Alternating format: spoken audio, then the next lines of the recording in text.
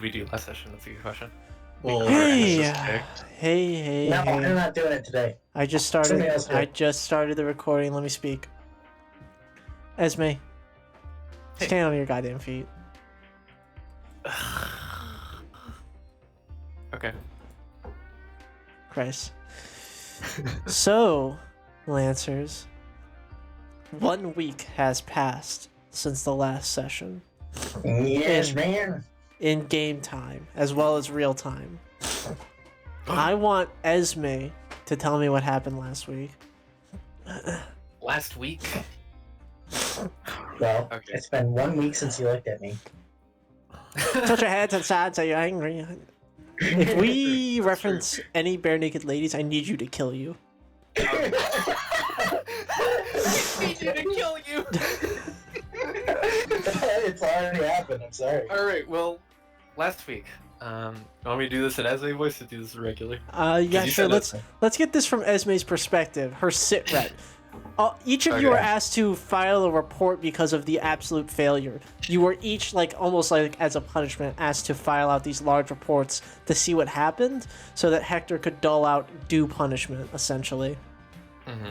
So you know what? We're actually going to do everybody going to give me their Okay. perspective of what happened from their character's side. Awesome. Okay. Well, Formatting this in the sense of like a report you're giving to a superior.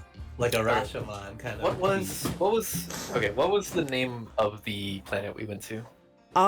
It was I believe it was Xenic, or it was Lupus. Oh yeah, it was Lupus. I remember. It's never Lucas. So, sorry, hold on.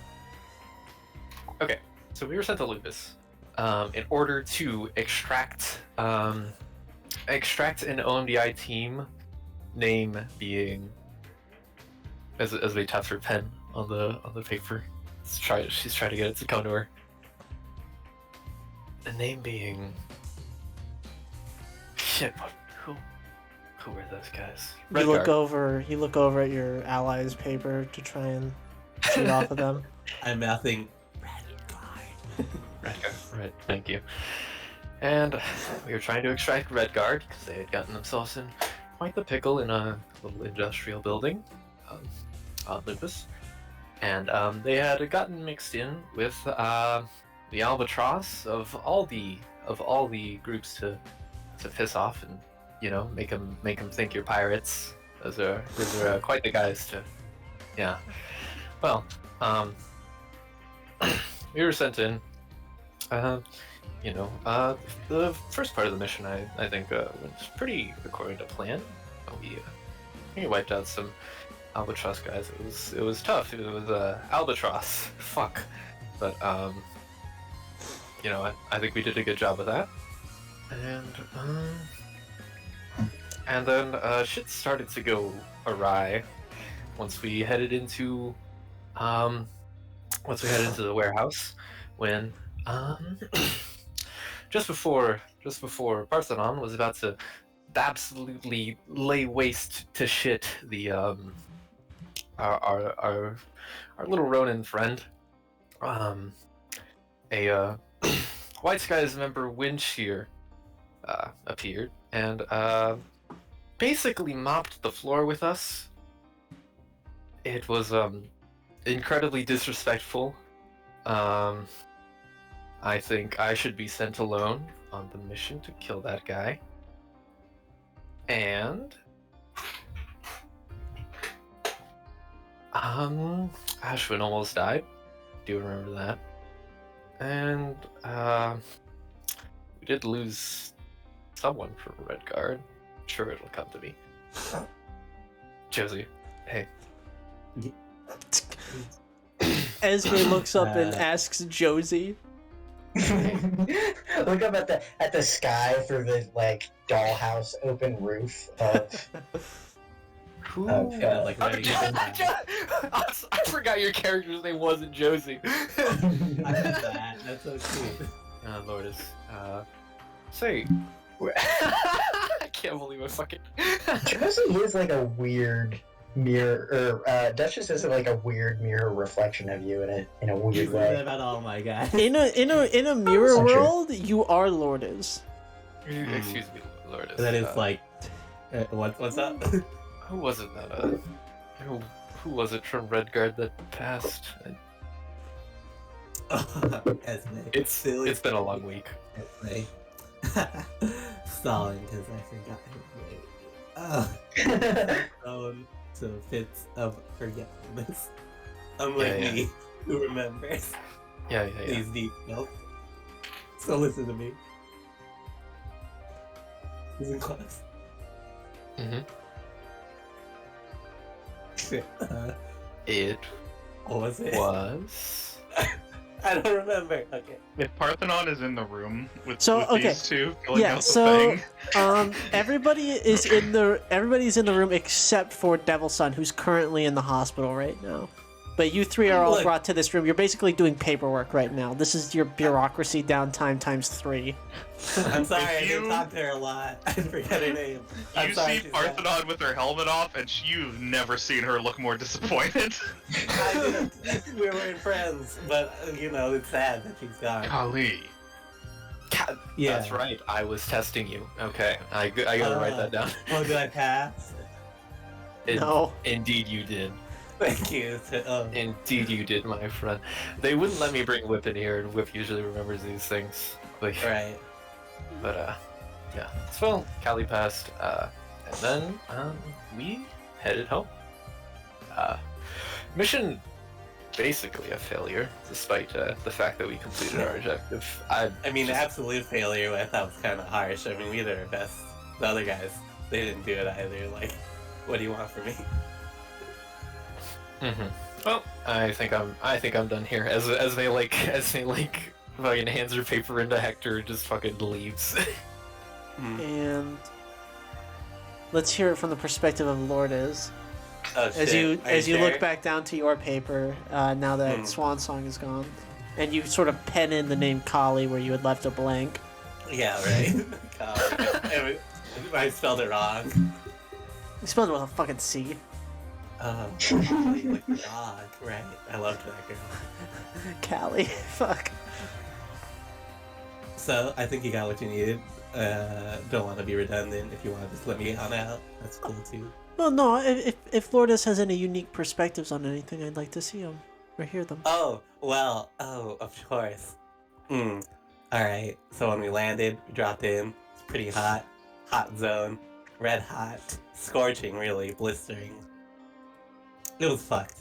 We're pretty good. We're pretty good Lancers all around. Love my teammates, love them to bits. A+ to all of them. But, you know, they had the backup from those guys.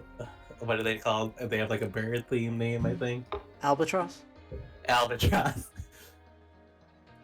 Okay, those guys, very organized, very well equipped, very well armed. Hard to like just counter their forces, just in terms of like brute strength. Outnumbered, outgunned. We worked our way in still, cleared out a few bodies. It was pretty good once we got in. Until this motherfucker, this absolute bastard, man. He wind shear, 1,000 cuts. Oh my god. I thought he was my friend, but he flip-flopped on me like a bastard. Stabbed us all. Flying circles around. Apparently one of his brothers is an applesauce leader. You know what I mean? The paper responds with silence. Wait, is there a guy? No, you're just writing it down. Yes, okay. I wrote that all out. Freehand. The No paper names. stares back at you with an empty blankness, non-judgmental. Mhm. You feel that you Okay. can pour your heart and soul into this document, and it would simultaneously be cathartic yet mean nothing. It loves you. It Uh-huh. hates you. It means It loves nothing. me. It means everything. Anyways, Yeah. you passed your Inland Empire check. There's Disco fucking Oh. Elysium. I didn't play that game. Disco Elysium is just the builder. Yeah. Cool. That's about it. I thought we performed pretty well, but the odds were very stacked against us from the beginning. Lucky we did not die. Not so lucky for the red card. We'll try harder next time. Go team. Go Moss Martyrs. Go Lakers. That's about it. Okay. And then last but not least, we're going to go to Parthenon.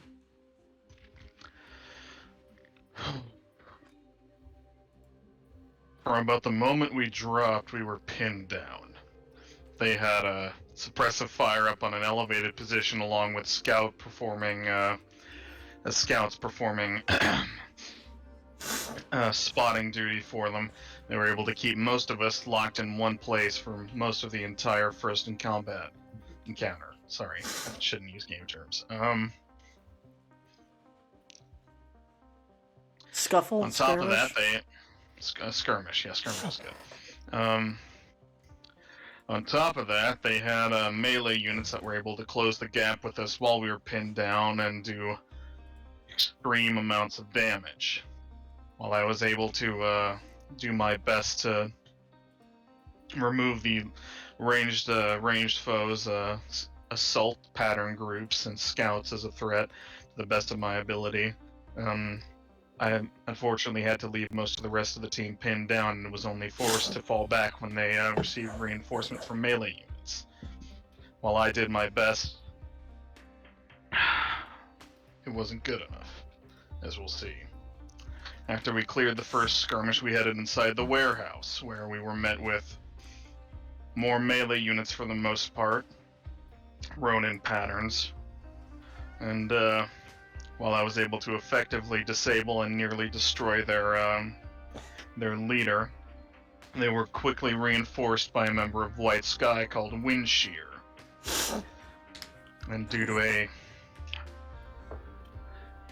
failure on my part, I was disabled almost immediately.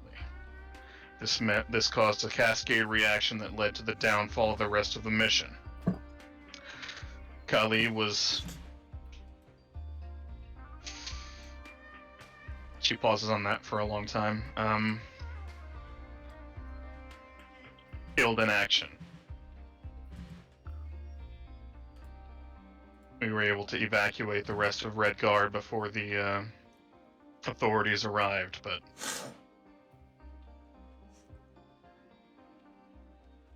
I would consider another failure like that on my part to be unacceptable.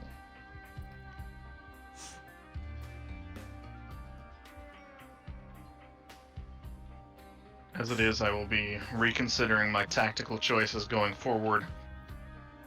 You will have my print specifications soon. And that's where she ends her report. So we're going to pull away from the Kyoto building where you guys are doing this documentation. As Parthenon stands up and submits the last paper, we pull out the window and pan over to a window where we can see Devil's Son looking out from the Bosch building, where he's being kept in the medical ward. Devil's Son, you have some paperwork in front of you that you've hardly touched till now, primarily because you're in excruciating amounts of pain. It's unreal how awful this fucking is. How's the morphine? It's doing all right, but if you were to look down, Devil's Son, and reevaluate your injuries like you have for the millionth time now, you see that you are currently being aided with an artificial lung, while the rest of your body is waiting to heal around it, essentially. They keep, like, regrafting over the chunk of your torso that, exploded. Grafting and regrafting while trying to support the synthetic lung and make sure it doesn't get rejected. One of the biggest reasons why you're here for as long as you're going to be. Another double dose of morphine kicks in and you begin to feel a little less shake in your hand as you return to the documentation to describe the events of Blood of Albatross. So,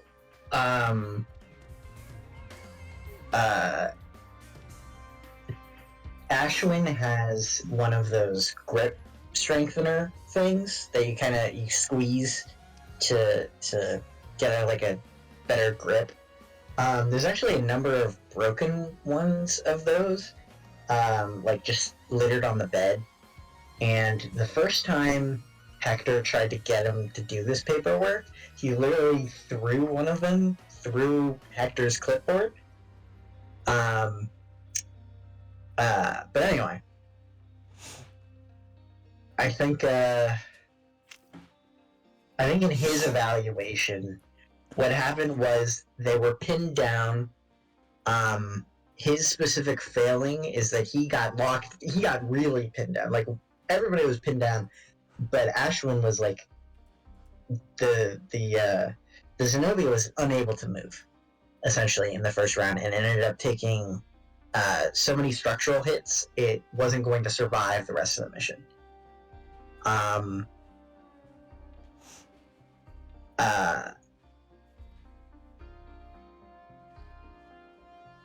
And continuing, the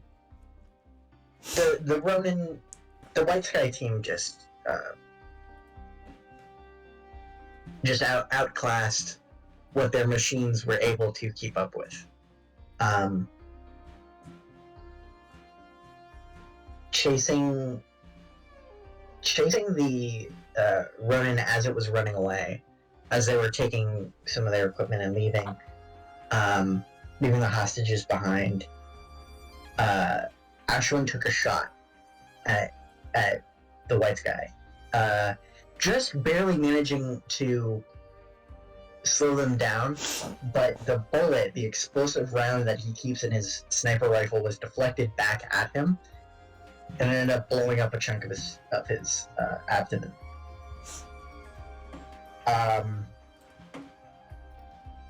He thinks back to Parthenon hesitating over his form, then seeing Duchess running over to him, and then Parthenon leaving to go check up on Redguard, and he thinks about putting that in, but he just writes that he lost consciousness shortly after. Nothing about Kali or anything. And then he sets the paperwork aside, and just kind of goes back to squeezing his grip strengthener and looking at fossils online. Alright. Now, we know what Devil Sun's going to be doing for the next week, as his body is being slowly but surely repaired. In total, the damage is half of one of his lungs, an entire kidney, an appendix, and, they had to stuff some organs parts of his back. small and large intestines, all having to be regrafted slowly. And he's basically equipped. There's like a machine that's attached to that lower half of his body that's keeping everything pumping still. That's, simulating the functions of those organs where needed, essentially. It's like he's in an iron lung. For those of you who visit him, that is. But let's talk about what Duchess was doing this week. Okay.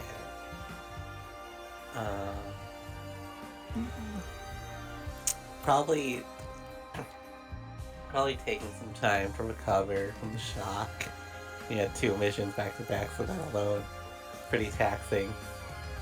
I think at one point Duchess would like to ask Devil Sun about what Ambrose told her back in the church in the preceding mission. I was probably a little scared to do so, but we'll try and get to it while the downtime is there. I don't know, maybe while he's vulnerable in the hospital, it'd be a little easier to talk about. Yeah. How long does it take you to visit him? Probably like 2-3 days. Yeah, should be thinking about it the whole time, but then don't have the courage to bring it up. How many of you actually did visit Devil Sun? Parthenon visits every day. Esme does not visit. Yeah. So, Esme, you walk into the No, I get hospital it. room and you see a set of apple slices set off to the side. And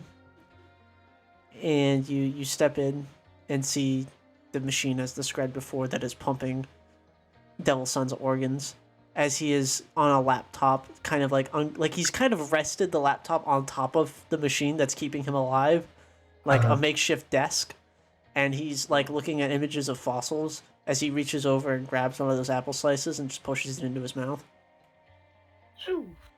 But as we kind of like, it does one of those whistles like, phew. I can't whistle, but she can. I like that. So yeah, I'll let you two pick it up from there. Did you mean to say Duchess, not Esme? Huh? Yeah. Sorry. Yeah. Do you want to visit him? You can. No, I don't think Esme visits. Yeah. I don't. Esme said that they weren't visiting. I was just describing that for Duchess, who we're doing right now. Yeah, I was just confused because you said Esme. It's okay. I know. Yeah. I fucking my brain's everywhere. All right, go ahead, Jersey. So I walk in, kind of quiet. Take one of the apple slices and eat it, and like sit down in a chair. Do you have like your stuff, your gear around the room? No, I just have the grip strengtheners and the laptop and the fossil is like that I picked up on wherever we picked it up it's on the bedside table. Oh, I pick it up and look at it. It's like your souvenir from the mission. I like look up at you. It's this kind of like, it kind of looks like a spiral horn, but there's like, you can kind of make out the black shape of some kind of like tentacled mollusk or something like that. And I look up and just kind of nod. Oh, okay. You ever find out like what kind of species it is? Yes. I actually I click to another tab and I turn it towards you, and it's something in Latin, with like the first phylum being the planet's name, and it was apparently some kind of like squid-like organism that would pull stuff out of the sand. Oh, pretty gnarly. And now it's just like a little rock guy. Yeah. I am SSC kind of. I learned about biology, of course, but it wasn't ever a focus. I was more taught to just kill things. Oh, right. I don't know a whole lot about like the history and the corporation and all. Anyway. But I know you have like you're sort of a big name. You do a lot of stuff around for them, right? Hold on. Let me pull up my Devil Sun thingy. Pulls up a little inspirational mood board with like "Do it for him" written on it. Yeah, do it for him. Pinterest decorations. We were called PRX-33. What's that? There were 3 of us. We were developed under an NHP from conception, and selected out of a sample group to be able to be placed from one body to another. And when we were able to do that, they sent us down to various planets that needed to be, I kind of gesture, needed to be annexed. The next corporate investments, and we did what we had to do to take them over. Slowly, not all at once, and usually very subtly. Just pushing the right dominoes.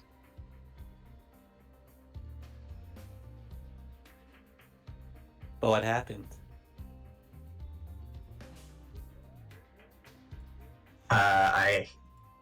Ashwin closes the laptop and looks you in the eyes, which is the first time he's like done that over like a glance throughout this conversation. And he says, "Really want to know that?" I really want to know.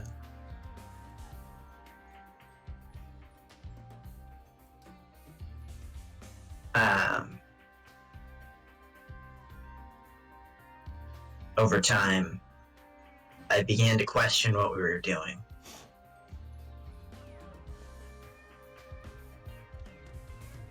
How could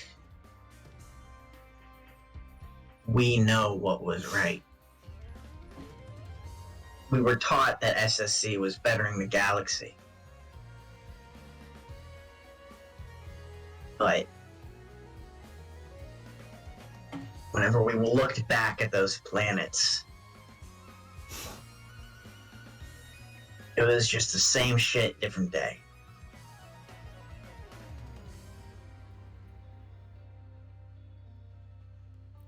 One day I decided I had enough,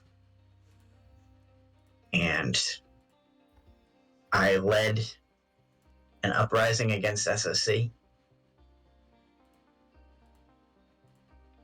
And I killed the only people I could call family.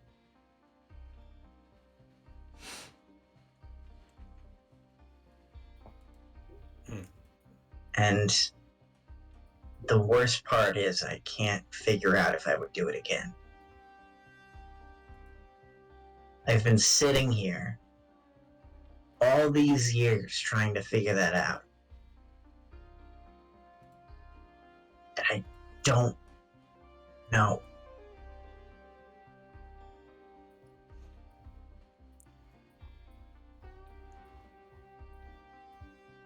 Right.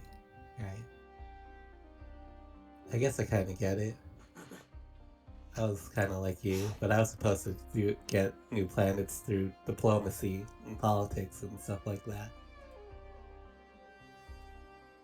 And like, I always kind of felt what you're feeling, but I don't know, I guess if you're born into it, and that's how you are from birth, it's kind of hard to go against that, right?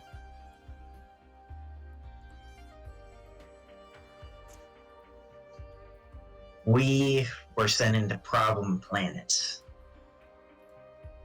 just before the diplomats showed up. They'd tuck us into the ranks of their militaries or whatever they have. Give us a mission. Sometimes we didn't even know what side we were really fighting for. Almost never. We just did what our orders were. And the consequences were for someone else to reckon with. Yeah, that's right. The uprising I led, they all became pirates. Probably got themselves killed by Albatross somewhere out in the skies. Bunch of no good fuck-ups.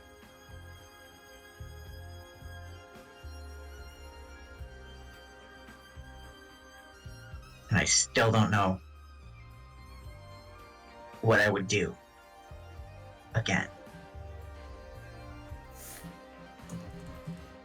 So tired.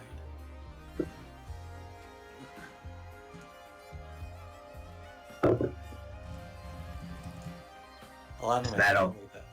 Oh, sorry. Go ahead. A lot of my family are pretty high ranking up in the bureaucracy for the corporation. Are you asking if I killed some of them?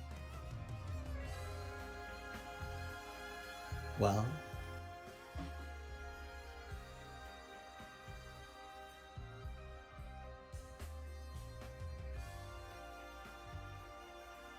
I don't know. There were a lot of people on that space station.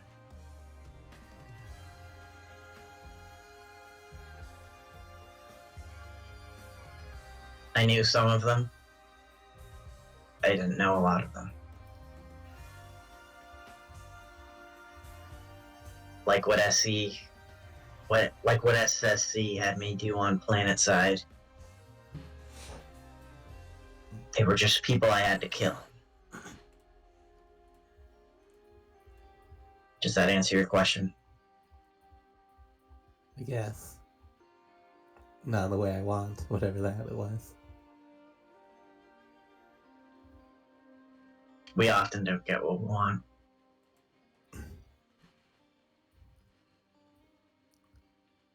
I And- get that.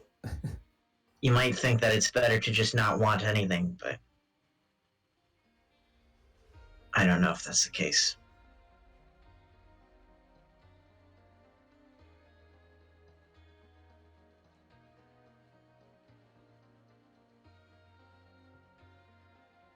Well, I don't know.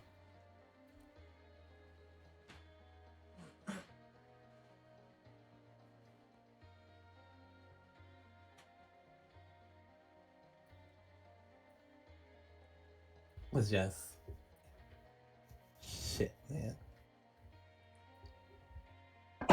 I get that we're all like soldiers from bad paths and that we've all done questionable things. I don't know, did you have to lie to me? Did you have to pretend that we're friends and comrades, that you trust me? We could just work together and left it at that, you know.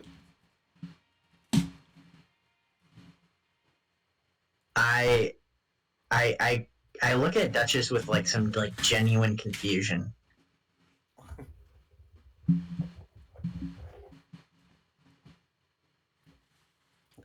I didn't know. I didn't know if I killed someone close to you. Like I said, I don't.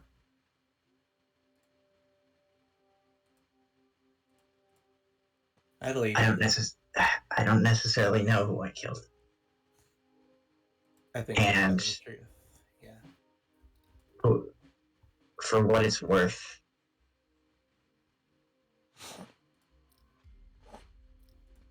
I killed the people closest to me.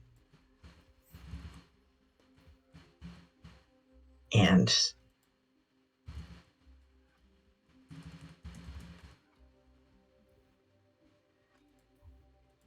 the mission is the mission. That's what I've been raised to do. The people beside you,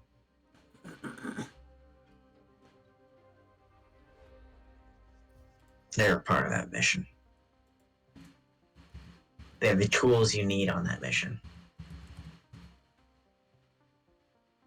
Do you know what I'm saying?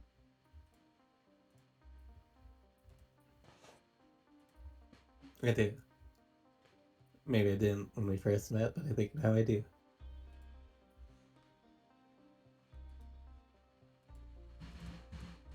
I haven't been squeezing the grip strengthener for like a long time, but I finally like set it aside.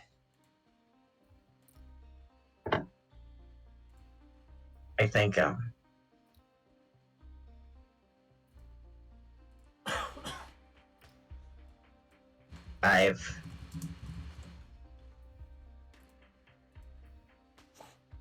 I think things are gonna have to be different now.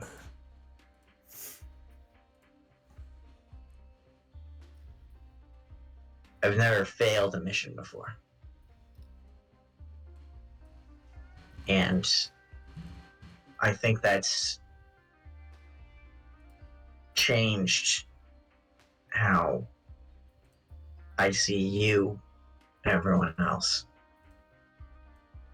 Okay.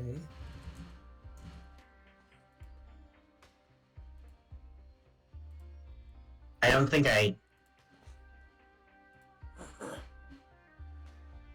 the people I killed, who I knew, I didn't know that I thought of them as family until I dragged my knife across their throats.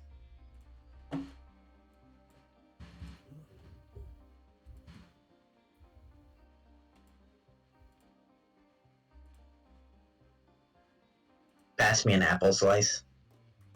I hand him one. Good segue.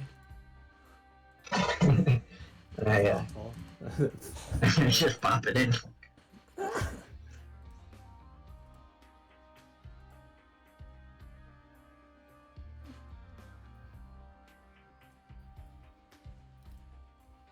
You're young.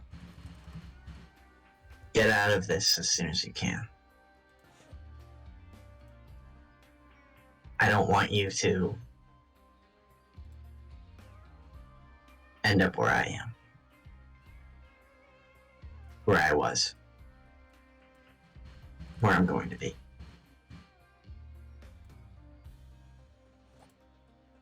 Right.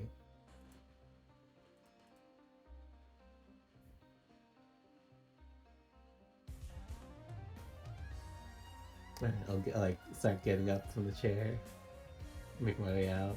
Like, all right, get your rest, recover soon.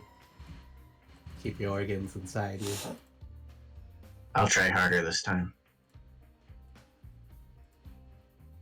No. Walk out and I'll shoot him a finger gun right as I leave. I kind of sigh very confusedly and then bring up my laptop and finally order another fossil. You Google what finger guns means. These damn kids. I don't know what the hell they're trying to do to me. Oh yeah, it's a new Zoomer thing Finger or guns. whatever. It's what the kids are doing. Yeah. Okay. I guess that'll do it. If anyone else wants to do something right now. Yeah, so let's move on to Esme on how Esme's week has been looking. And let me get Whip on fucking ready. All right. Hey, what's up? All right.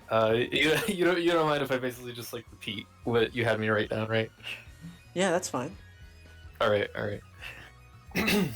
Well, Esme, her ego has taken a pretty big hit. You know, she was a little bit shaken by the last mission. In terms of like thinking she had things figured out, just kind of like where she was, and especially like her mech building skills, certainly. She you know, when she kind of just like fucking spat in her face, is like that's the sound of Hoatson getting just cut the fuck up. But so Esme's been developing, tinkering, and all that. Basically, most of this week, she has been spending a lot of time in full dive with her good buddy Whip, running absolutely metric fuck tons of simulations and really getting to know the inside and out and sideways of Hoatson. Mhm. And so in real space, she'd basically appear to be catatonic at her desk for about 20 out of 24 hours of each day. And then she spends those other 4 hours smunching down a meal or two, along with plenty of stimulants to keep her going. This And, she smells awful. this habitual daily routine of yours gets interrupted at some point as you begin to receive a call. Huh? I- it's like a call that reaches you Ringtone. directly within your little brain zone. Like it's a call within your data fort. You're Oh, getting that's you're fucked getting up. you're getting a call while in your fucking virtual reality on your virtual cell phone. Yeah, Esme's ringtone is what the kids call it's just from a video game OST that she played when she was like 14. But she just kind of like in Legion space she just kind of like looks up like huh? And then goes to answer it. Materializing within your digital space even is Dr. Lori Lane, who you actually recognize because she was your department head. Hey. So you're gonna need to tell me if this sounds god awful real quick, because I just want a slightly like robotified voice. Oh, What's this sound like? Pretty good. Very robotic. Just gently I like robotic. All right. Oh yeah, pretty legible, but still clearly robotic in some way. Very much so. Esme! I thought I would never have the displeasure of speaking with you again, but here we are. As it kind of like straightens up. Hello.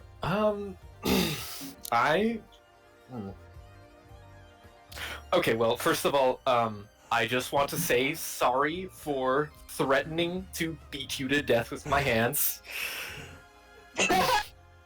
Esmeralda. You did. Esmeralda. You are not the first, nor will you be the last woman to threaten me to beat me to death. Okay. Oh, that's a relief. Okay, I don't feel bad anymore. Oh, you should still feel bad. Don't worry. Continue doing that. I actually quite like it when you do that. No, it's fine. It's fine. Oh, Esme. Why are you here? Why are you here? Just. That is the first correct question. Esme, I'm here in regards to inquiring on some of your research. When I heard that you had been recruited to the OMDI, I thought I should check in on you. I am one of the USB ambassadors with OMDI, so I work closely with their research and development. I want to make sure that you're not up to mischief. I'm not sure what kind of mischief you would be referring to. Oh, just illegal NHP modifications that cause them to rapidly cascade until they start calling you mother and worship you like a god. More of this fucking shit. Jesus. I don't know how many times we have to tell you, but that's illegal. It doesn't break FCA yet. You know that there's more accords just than FCA. And I don't like that you used yet. You do understand that the organization you're working for are the boogeyman who beat you to death when you decide not to cycle your NHP, right?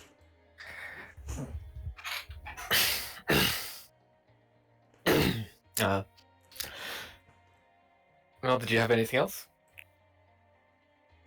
Well, if you still have bouts of paranoia in which you believe that we are trying to kill you, I am here to inform you that yes, those threats are now going to be a bit more real if you don't play ball.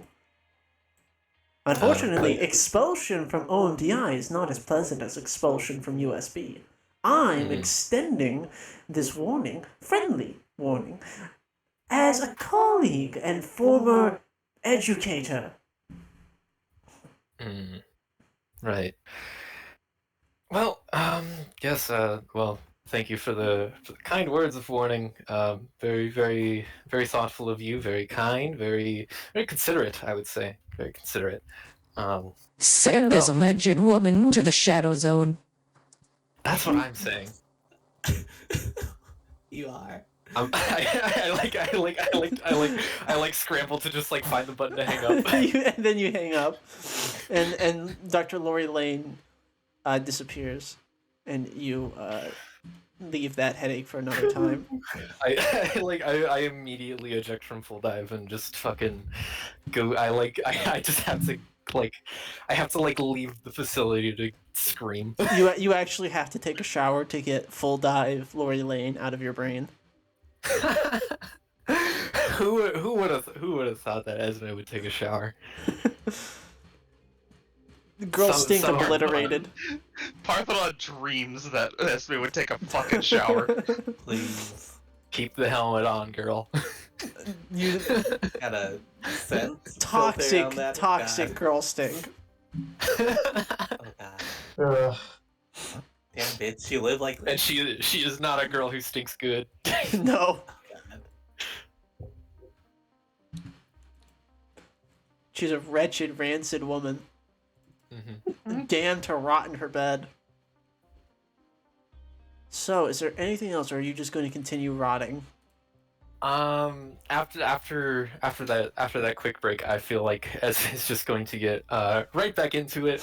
You know, she's you know, it the way that Esme deals with threats is she just kind of like keeps going with what she's doing, except she's scared rather than actually like changing her course of action at all. She's just kind of scared.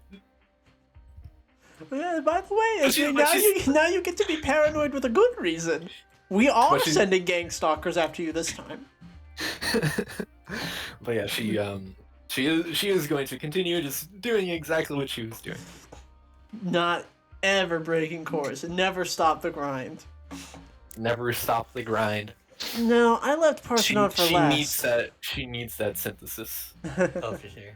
I left Parthenon for last because I know exactly what Parthenon's been doing all week, and I don't need to ask, but... Magdalene, what has Parthenon been up to? Parthenon has, aside from regularly visiting Ashwin every day, By the way, I really want to find out what they talk about. I think I can tell you right away. Parthenon sits there in awkward silence. Doesn't Uh-huh. know what to say. Then after like maybe 15-20 minutes goes, "Yep," and leaves. God. Good. Doing God's work. I think after a while, Ashwin would never admit it, but he actually like really appreciates that Parthenon does that. Oh yeah. Aww.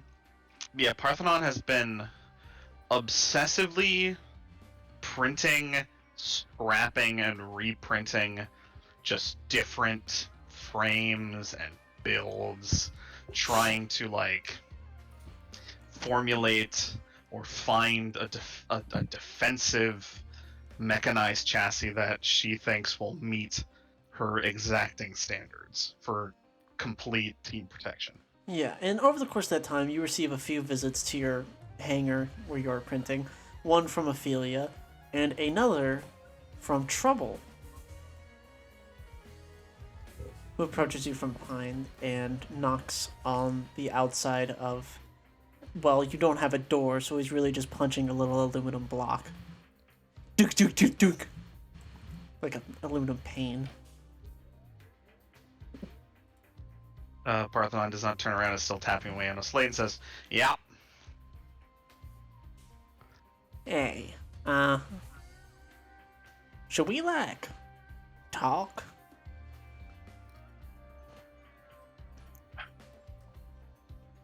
Parthenon turns around and stops ticking away and says, "All right, talk." Yeah, well, I'm no longer really your leading force, but I got some residual feelings of responsibility as I watch you haphazardly and slapdashedly throw together every kind of mech under the sun in some sort of Sisyphean task of trying to create the perfect, if I had to guess, super shield? Yeah, I suppose. Listen, I ain't here to say that you shouldn't be, tooling with your mech. I'm just saying that what you're doing may or may not be verging upon...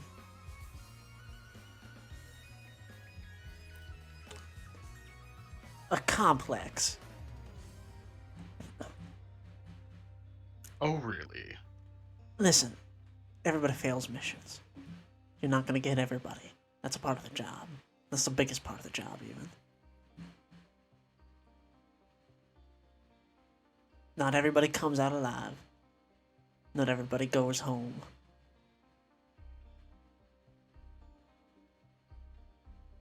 And yet, in the meantime, it has apparently fallen to me to make sure that they do. Parthenon, you gotta...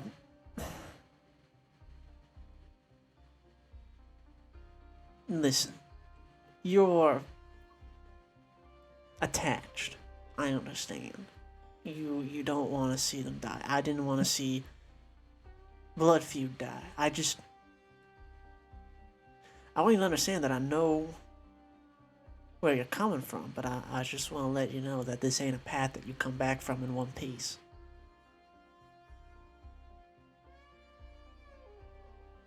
Yeah, well, maybe I break so they don't. I can live with that. But can they? Have you ever thought, do people want me to break myself for them?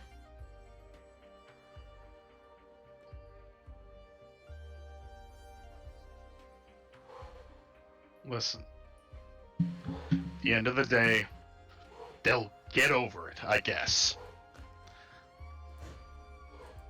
They'll get over it.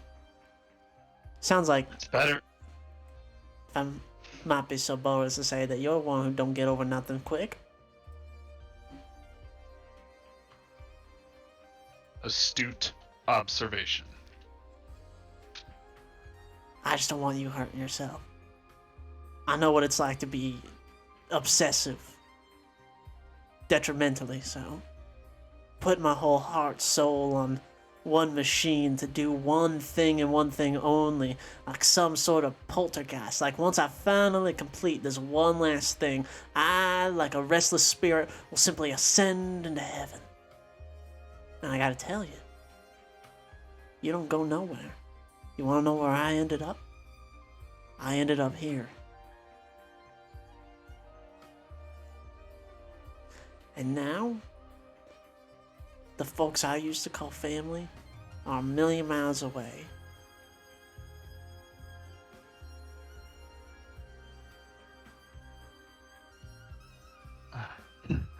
I have to try. I have to try. I can't. Listen, I ain't saying that you don't gotta protect nobody. All I'm saying is that you should also look out for yourself. Because saving yourself ain't selfish. Because you're not doing it for yourself anymore.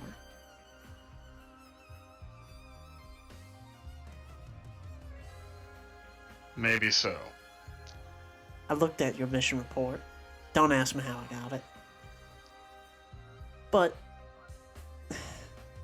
from a tactical perspective, let's say, maybe to appease to your mindset on this matter, if your whole team falls apart because you go down, maybe throwing yourself in the middle of everything as rapidly and violently as possible in order to take all the gunfire ain't the solution. They need you to live. So if you're not gonna calm down on this obsession, I need you at the very least to promise me that you're gonna try and live.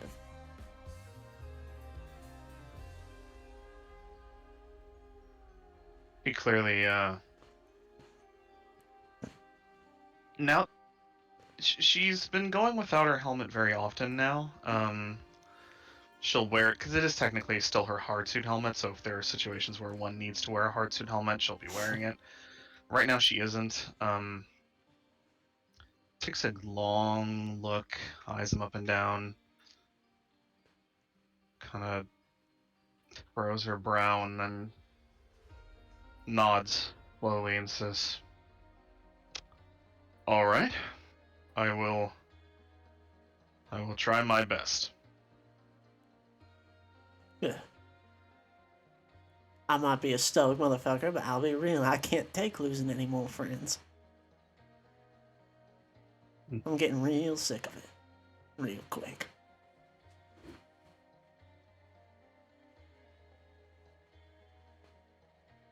You know, I used to work alone most of the time. So getting kind of promoted to team leader is Son of a bitch, innit? hell of a way to wake up to responsibility, yeah. Alright, well. Just think about what I said. And I'll hold you to that promise. Just occurred to me. Hmm? If I die, what are you gonna do?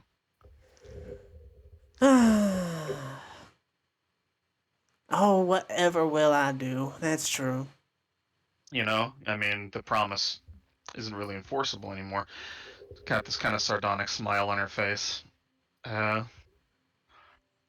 you know, You know, I am an NHP specialist. I can operate outside of the normal means of life and death. I'm just kidding. No, I wouldn't resurrect you, I promise. yeah, the company can do that already anyway. Ah. Take care of yourself. And then You- Trouble leaves. You as well. I'll be right back.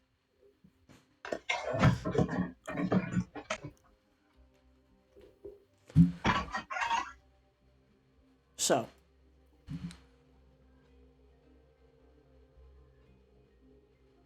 as the days pass, you guys hear about groups of Lancers going out to fight pirate problems. And whispers about fission are growing more and more prevalent. You guys didn't spill the secret, but it's obviously rapidly becoming something that is not contained anymore. And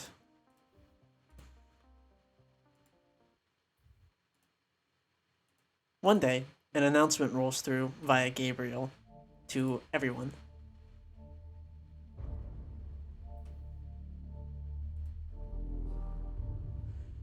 Hello, Lancers. This is Orator K speaking. I'm sure all of you have realized in one way or another that we are at war. I want to assure each and every one of you that this war with Fission, the divergent faction, will be ended swiftly with decisive leadership. If you act on my commands, you will find victory to be your only choice. Today, Lancers, we begin to push back at the cowards who lurk in the dark and take cheap shots at us, and we remind them who is in charge. Now, some of you might be afraid. You may have heard that Albatross has provided funds, weapons, and men to our enemies, and that we are fighting up against the paragons of the galaxy. But I promise you, when it comes to Union space, there is no warden and protector other than us. They have threatened the lives and sanctity of Union and the folks of OMDI, and we shall not allow it any longer. Fission will need a lot more than a few birds to avoid us.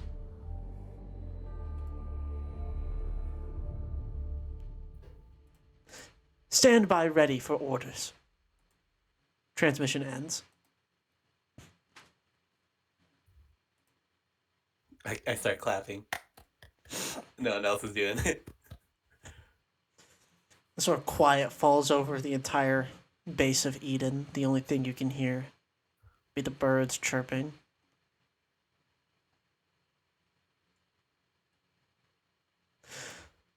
On the 7th day, you are called into the Kyoto building.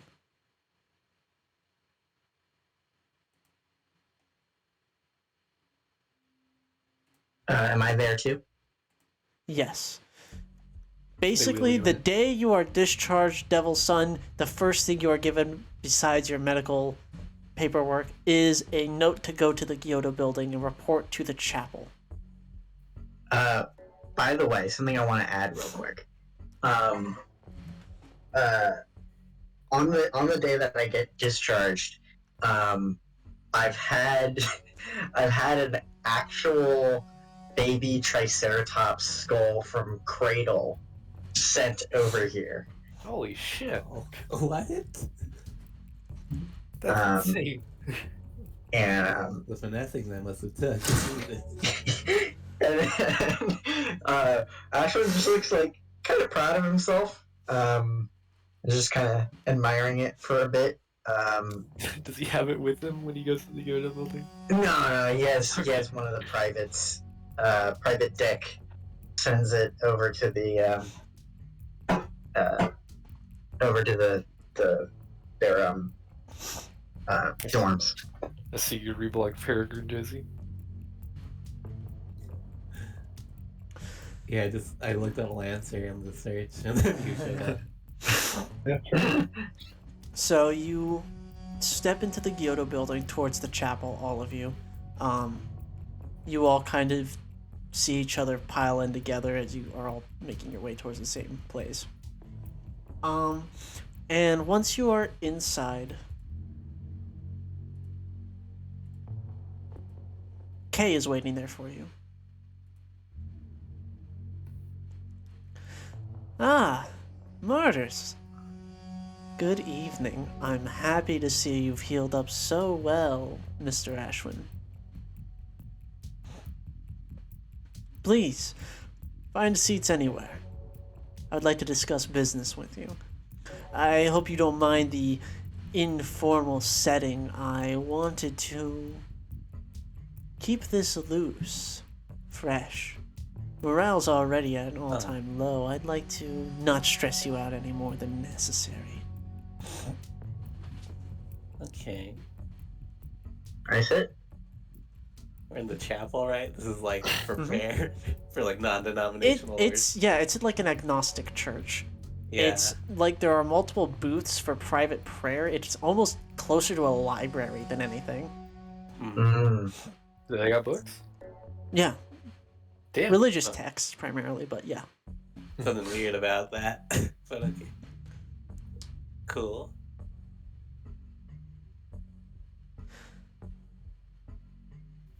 Come with me. And he steps into one of those booths as discussed before, and he sits at one end of a table and motions for you to sit at the other end. It's basically like a little study room. I was gonna say, is this like those study rooms? Yeah, it's like a little rentable study room as the door slides closed behind you. And he kind of like steeples his fingers and looks at you.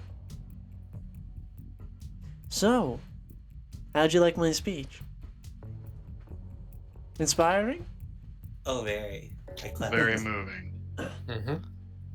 So we don't have to like not say anything now. No, Right. you are relieved of your oaths of secrecy.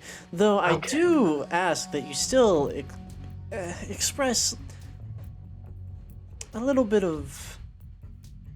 what's the word I'm looking for? I ask that you are still secretive by default. Of course you can say and talk about Vision all you like, but you know. So are we supposed to have prior knowledge of these fellas? What fellas? Vision? Vision. Yeah. You've been fighting Vision since you dropped here. Mm-hmm. Mm-hmm. I'm just asking if officially that's the case. Yeah, if anyone asks. Or rather speaking plainly with other fellow Lancers. If anybody asks, sure, but I don't think anybody's going to have a chance to ask you. We're all hands on deck right now. Speaking of, we are currently in an interesting tactical position. I have issued multiple squads of freelancers out into the galaxy across multiple systems to handle various Vision threats, but we are running into a problem where, despite the fact that we are winning these battles, we are losing many, many more. Places in which these White Sky members that you've encountered appear come up as catastrophic losses. Individually, they are powerful and frightening pilots, and they've done quite a number on morale for the SWRs. So, you four, having the most experience in dealing with them, are going to be the linchpin to our success. If we can take out White Sky, we can cripple the enemy's strongest asset, slow down their roll, because currently they are rolling through some of our installations and freeing NHPs by the dozen. Just last week, a digital prison was hit, and another one before that. They're moving faster than we can really keep up. Which is why, unfortunately, I'm going to have to defer to an authority that we personally here at OMDI really don't like deferring to. What's that? Which one? We are going to need to... You are going to need to consult with Galsim. Have any of you been to Cradle before?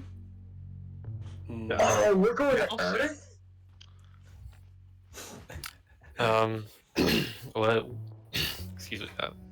What is Galsim? Galsim is a perfect recreation of the galaxy, simulated by some old war minds from before the fall. They can predict anything to the smallest of details. The reason why we here at OMDI don't use it is because of a little birdie called Ra. See, Galsim has an interesting paracausal relationship with our reality. Things that exist in Galsim must subsequently exist in reality. In some instances in which something that doesn't exist in reality, or should not exist in reality, is replicated by Galsim, there's consequences. At least that's been the theory. The whole time this has been being explained as these eyes kind of go wide, and she's like fucking like she has like goosebumps and shit. Like, So, we don't use it as much as we possibly can. UIB can use it for all they want because UIB and USB aren't looking into reality warping anomalies. If a reality warping anomaly is somehow able to mess with Galsim, that could have catastrophic consequences, which is why we like to limit its use. But in the case of this current secret war we find ourselves embroiled in, I find it necessary to call upon Galsim and forecast resources to pinpoint the next location of White Sky. They've been moving individually, and while they're individual, they are much harder to track. But if we send you to meet them, you can take them out one by one.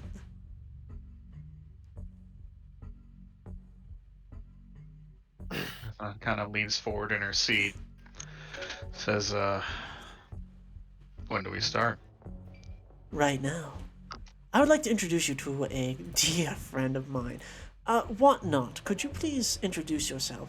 And you guys hear the sound of something that's very familiar to you, Devilson, the sound of a stealth cloak powering down. Oh, that's really funny that we actually draw stealth cloaks kind of similar. That's fun. Okay, anyway, sorry. ooh. Oh my god, it's you from the cafeteria. Okay. I will take your lancers with me from now. My name is Waste Not Want Not, and I will be guiding you to the Galsim forecast. You will not be stepping onto the facility's premises, but instead staying in what we refer to as the lobby on Cradle. You'll get your answers, and we can get you on your way. We don't want to transfer this data over great distances beyond the local system of Cradle due to information possibly leaking. The OmniNet is notoriously not a safe place to transfer information. So we like to do it in person, covering as little distance as possible.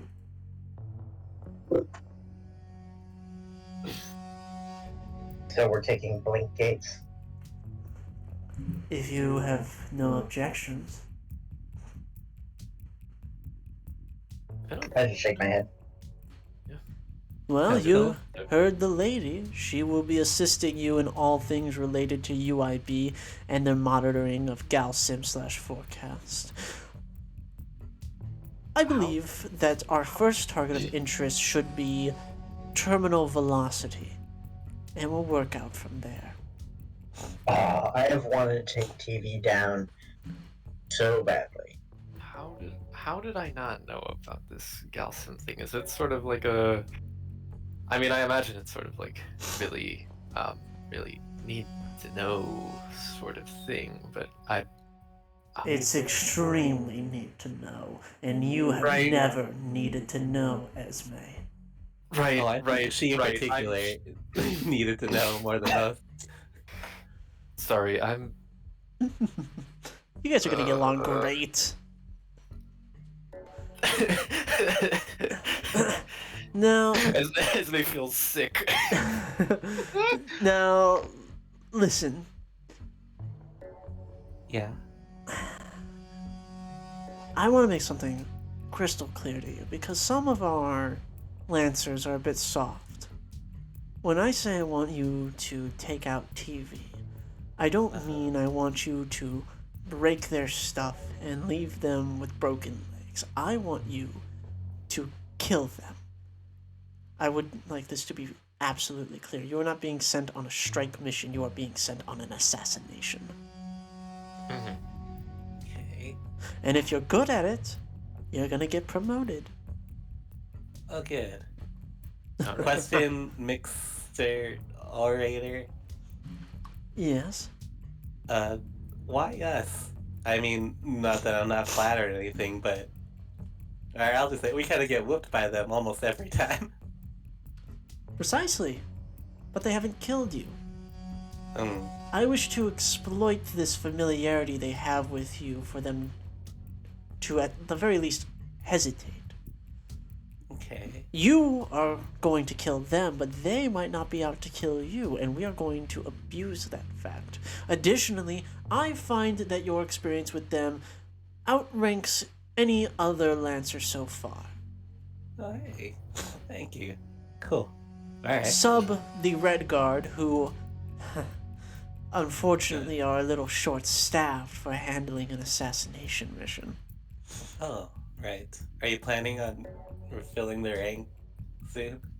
Or Soon. are they good to go on any missions? Well, they're actually out on a mission right now. Oh, good. There was a fission base reported some ways out into the galaxy. No real clue if it's genuine or not. Just recon. Awesome. You will likely be the ones to follow up on that recon. Cool. Have you heard from them yet? I just got a report from them a couple hours ago. What was it? Oh, I can't tell you that. That's classified. Of course. I'm testing you. You're too quick. So, are there any more questions? I thought Galsim was on Mars. It is. Oh. You will be waiting on Earth for the report from Galsim. Oh. Who's Interesting. giving us the report, or who talks to Galsim intermediately? I will be your middleman. So, I do ask while we're on this trip to Crano. While you are in the lobby, you will speak to nobody other than me and amongst yourselves. Cool. Mhm. Gotcha.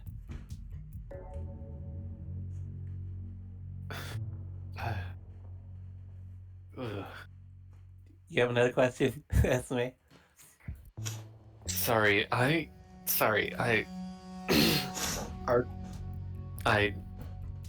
This is Sound it out. Well, I'm sure you can understand. This is kind of shaken my notions of what reality is. Maybe a little more than the things we've been dealing with. Sorry. Is that Do really we- just starting to set in? Ooh. Hey, do I we? don't follow. Could you listen? this. God, this sounds so fucking stupid. Do we live in a simulation? No. Right? No. The view of Oh. the simulation lives in the simulation. Your consciousness, as simulated by Galsim, exists in Galsim simultaneously with your own seamlessly. There is no simulation to not simulation. They are one and the same. Oh. So there is no difference. There is no real difference, at least for when it comes to our tiny perceptions. Which is why we don't like to use it. Okay. Yeah. I think that's a good call. Can I do something else? What? Esme, you look like you need a barf bag. Like, are you Are good? you good? You need it's- a Advil? It's no. Here. You need a Tums? It's. Whatnot hands you a bag. So violent. Oh. Oh, she tore her esophagus. That one, Jesus. You know, Okay, calm down. I didn't expect this one to break her. Look, Esme, we can't live in a simulation because we're the ones that made the simulation, obviously, right? Okay, Yeah. but we didn't. It's from before the collapse. That's categorically not true. Well, we as a universe. So What? Yeah. if there was no What is that? simulation, then you should be worried because then it'd be like someone is projecting our world as a Oh well, I simulation. mean, You see what I mean? Kay stops Devil's talking Son- actually. Devilson gets up and walks to the other side of the table and just looks at Esme and puts his hand on her shoulder and Mhm. just say, "Our reality is the one in front of us. That's what we're dealing with. I'm. You're right. Understand?" You're right. You're absolutely. I take my hand off her shoulder and I sit back down. So is that Does that anybody everything? else wish to puke? Parthenon? Nah, I'm good. Listen, when you're like however many layers deep in like public eye that I was, like when you see like full dive like porn simulations of yourself, nothing really makes you sick anymore. God. Those were graphic. People made those? Oh yes, 3 of them. That's crazy. Where? So I can avoid it. What Kay doesn't website? really There's so have many. visible eyebrows to furrow, but he is.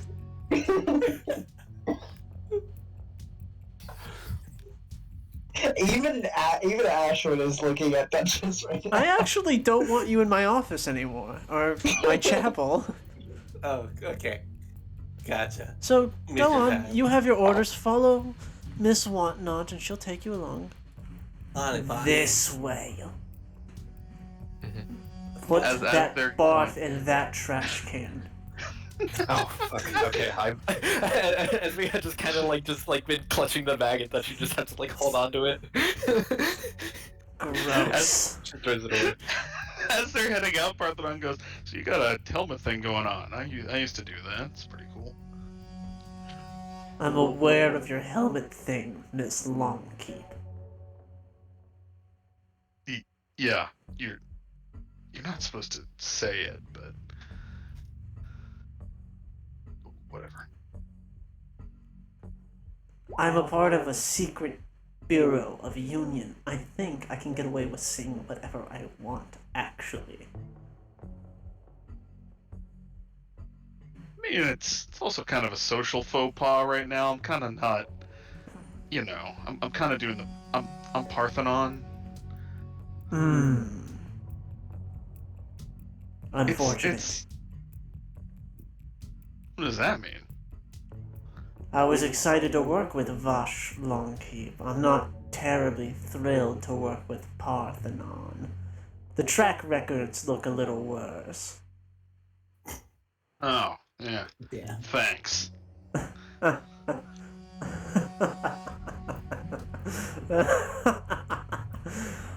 Ah, it's a little joke.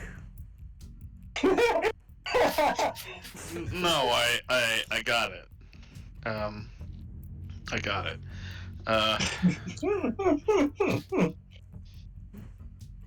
Man, you have no idea how many weird simulations I had to get deleted off the OmniNet, though. I do.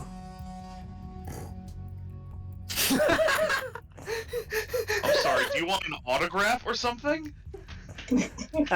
They kind of pause when you say that, and they kind of look at you. Actually, Yay. are you offering? She reaches into her pocket, pulls out like her wallet. Says I have like 3 of these left, and it's like a little headshot of her. Oh my god. What a time. Clicks a pen, writes she has a very, her signature is very efficient, very tight, and then she practiced, that's a good way, and hands it over. Excellent. Don't tell anybody this or I'll kill you, but my wife will enjoy this. You got it. They tuck it into their giant fucking overcoat.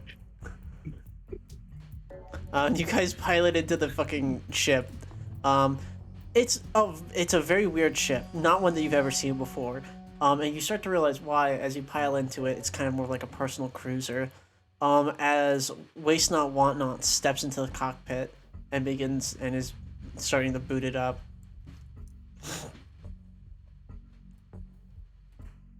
As I understand it, Gabriel likes to provide continental snacks.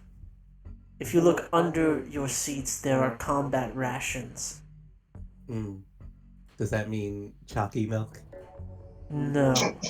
I hate it. As it like just like starts chowing down. Oh, nice. Is this the brisket one? Oh, I love brisket. As Esme got chilly. And you're it's like fucking riding in a Tesla. Oh my god, it's so quiet. Ooh. You've never been in a more silent, like, rocket ship. Spacecrafts aren't like, you don't really notice how much noise they make, but when there's no noise, you really, really notice it. As we always has her headphones in when she's usually traveling.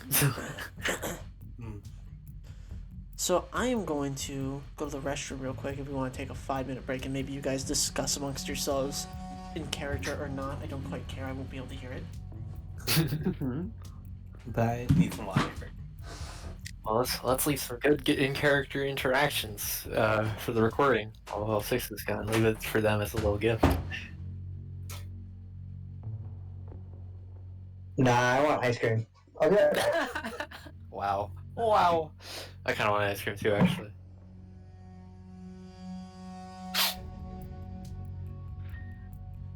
So, I hate that I've established this as lore now, because I think Parthenon would be saying,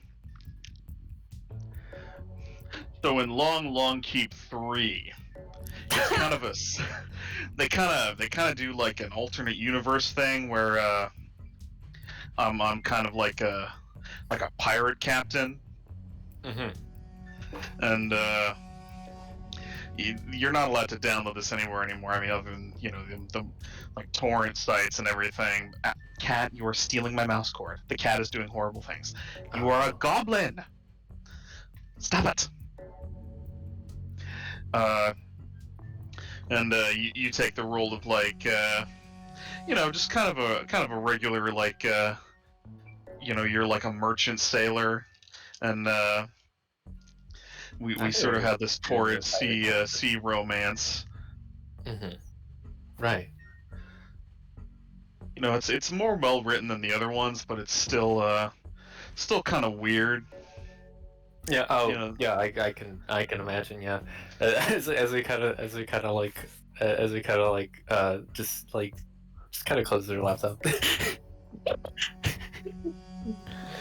typing long keep 3 torrent full cracked.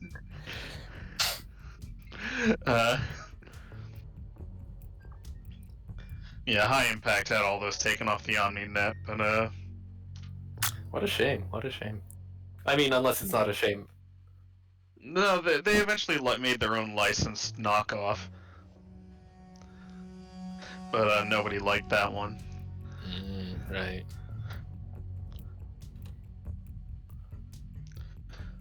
Do you have any more of those little photos? I got exactly 2 left. Can I have one? Do you want it signed or not? Yes, please. Click. What to say? Is there like a Uh, dedication? You know what? Yeah. To a good teammate and a good friend, and she hands it over. Yay! Just a little smiley face. What a sort of small galaxy we live in. Right? Oh my god, do you know what a photo card is? Just, Photo card? It's like a thing in K-pop where like you get a little photo of one of the members when you buy an album. Is one of the members like at random? Like, Yeah, it's like the cockpit kind of. K-pop, Karakin pop. That's too small. Whatever. So it's like a card game. You gotta collect them all. It's like that, yeah. And then you'll keep buying albums until you get one of your favorites. That's your favorite is called your bias. Your bias towards the group. I would buy more than one of them. There you go. You're kind of buying the same album more than once. I mean, do you just sell the ones you that you don't want? That like you sell the repeats until you get the one you want, and then you keep that one. Wow. You guys don't get it because you're not your fans. You're not about that life. Yeah, basically not. I think. Let me see if I can still find. Oh, as they opens up her bag and like she just like pulls out this really old looking like beat up flash drive and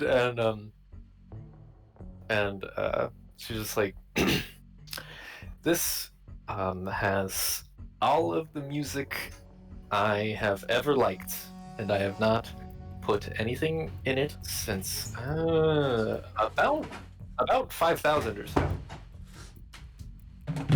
And the late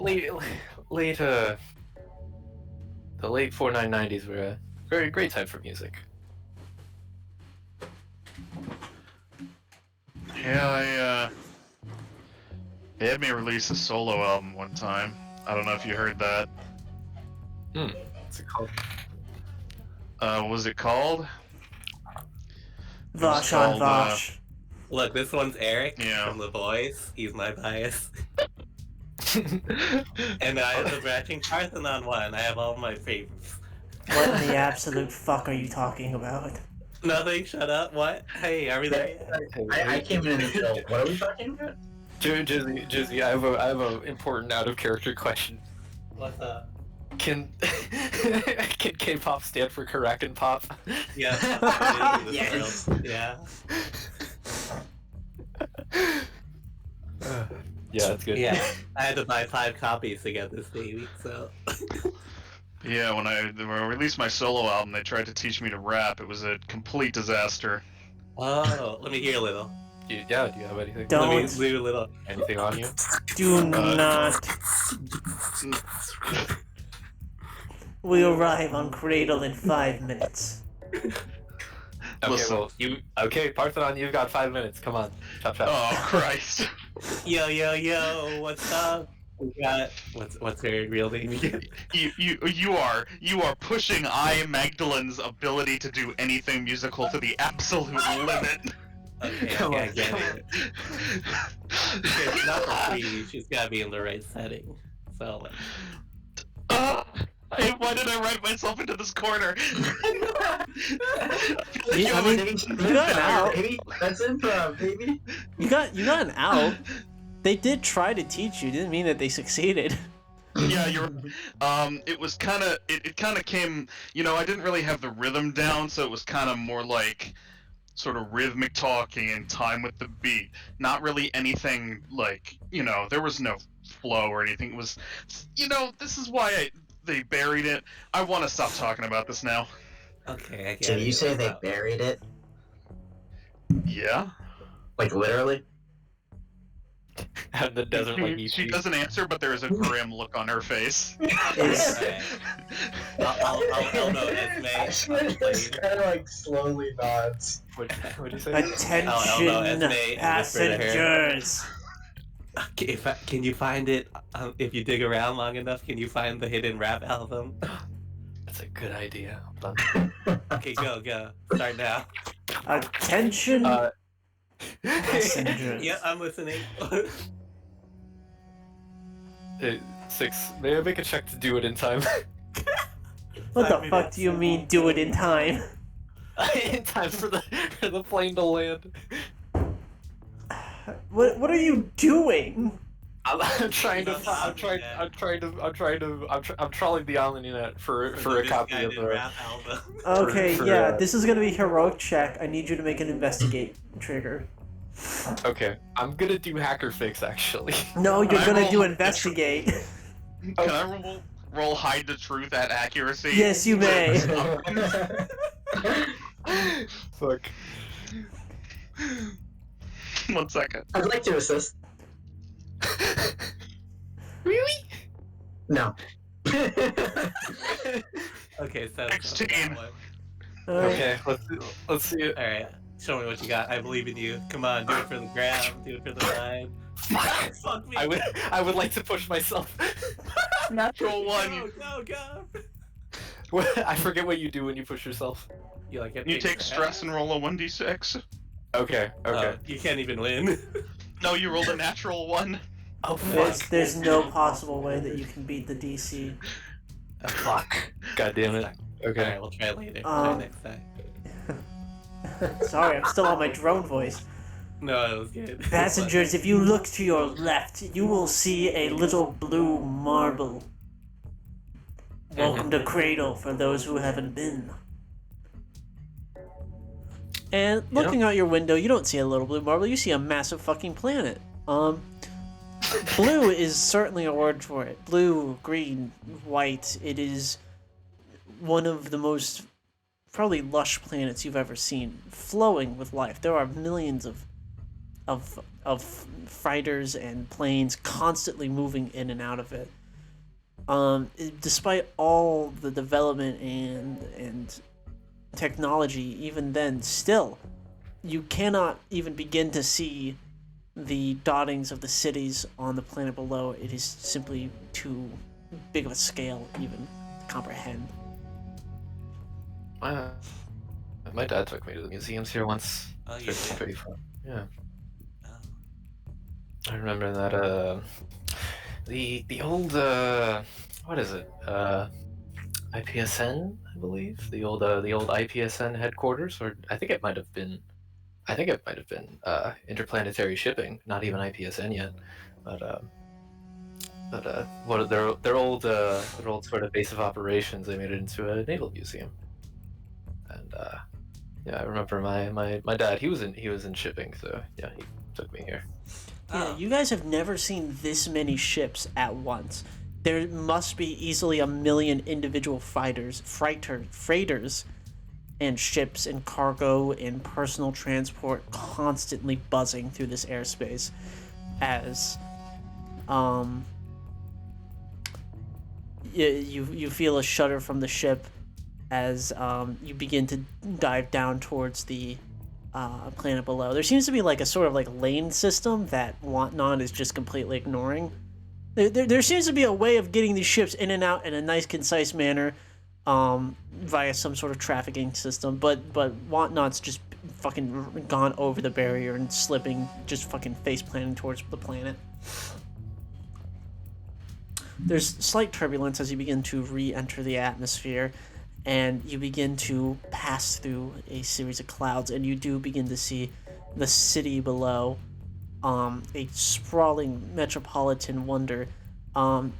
The Harrison Mall of Harrison was a poor simulacrum of what this truly does achieve, just in awe at the capability of human construction. I am so glad we're gonna be in a place that has trains. And Oh, for once, like you trains. do begin to Cars. feel the glimmer of purpose that may have driven you to be a Lancer in the first place, of protecting something bigger than yourself. Working at OMDI has never been morally fulfilling, but seeing Cradle helps. And you begin to just dip lower and lower and lower as you fly over buildings that almost look like dioramas you may have seen in schools, and you hit the drive strip of some like nowhere spot far, far out from the city.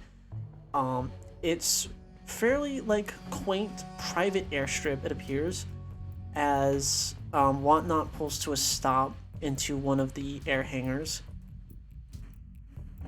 Alright. Get out. I stay in. I'm out. I did the Nice. I'm first out. Do we just wait in the hangar, or? No, follow me. And she guides you out of the hangar through a little door. It's like a little hangar door for people.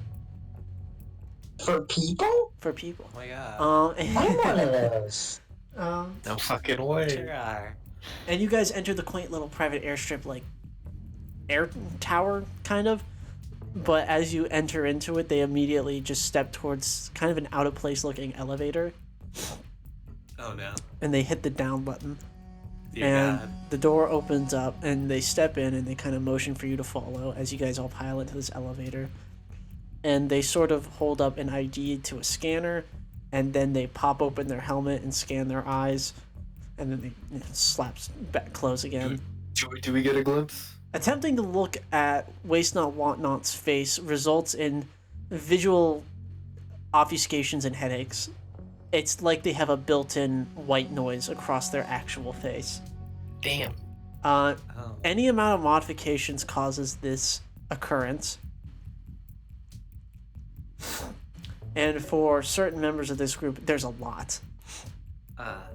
And it's basically like actively disguising their face with like pixels in real life, and it hurts. It really hurts to look at.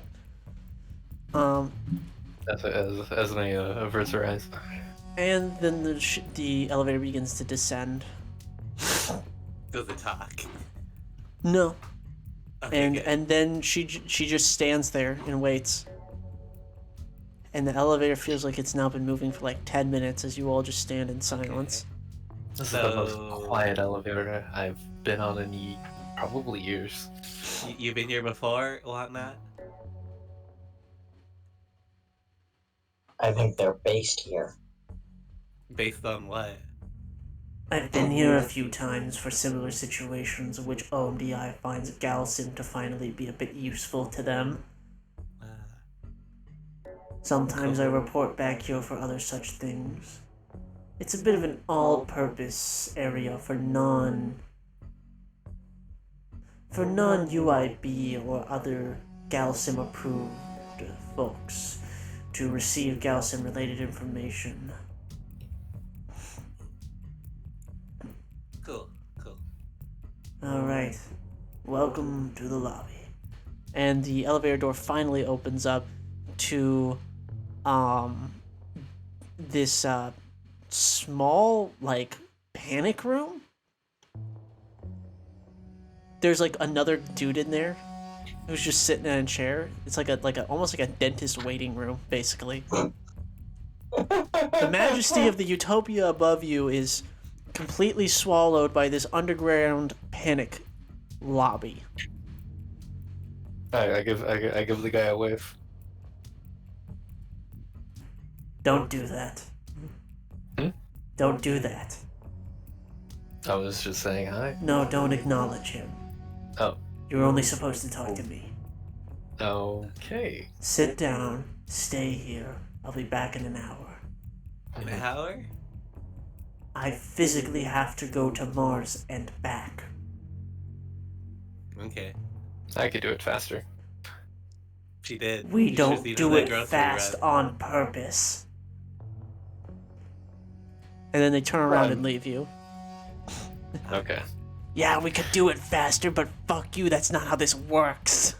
Are there magazines? Yeah.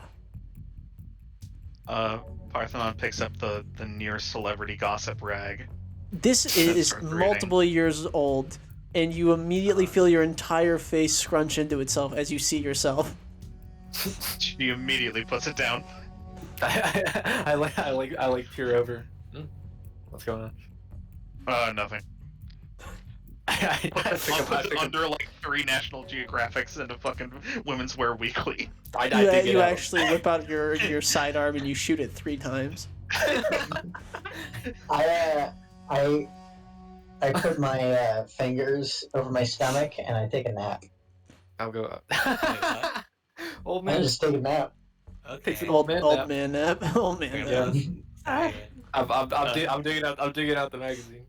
Oh Christ. So, you guys got some downtime. Not really anything to do in this downtime, but you know, you're here for an hour. If there's anything other than napping or reading magazines, any kind of conversations you think your characters would have in this situation, you know, you got some time. Sure. I'll ask Python, did you finish tweaking your mech? Yeah, I think I got it figured out. Oh. In theory, I should be able to stop someone from getting shot, block someone from getting shot, and shield someone from getting shot, which all sound like the same thing, but they're not.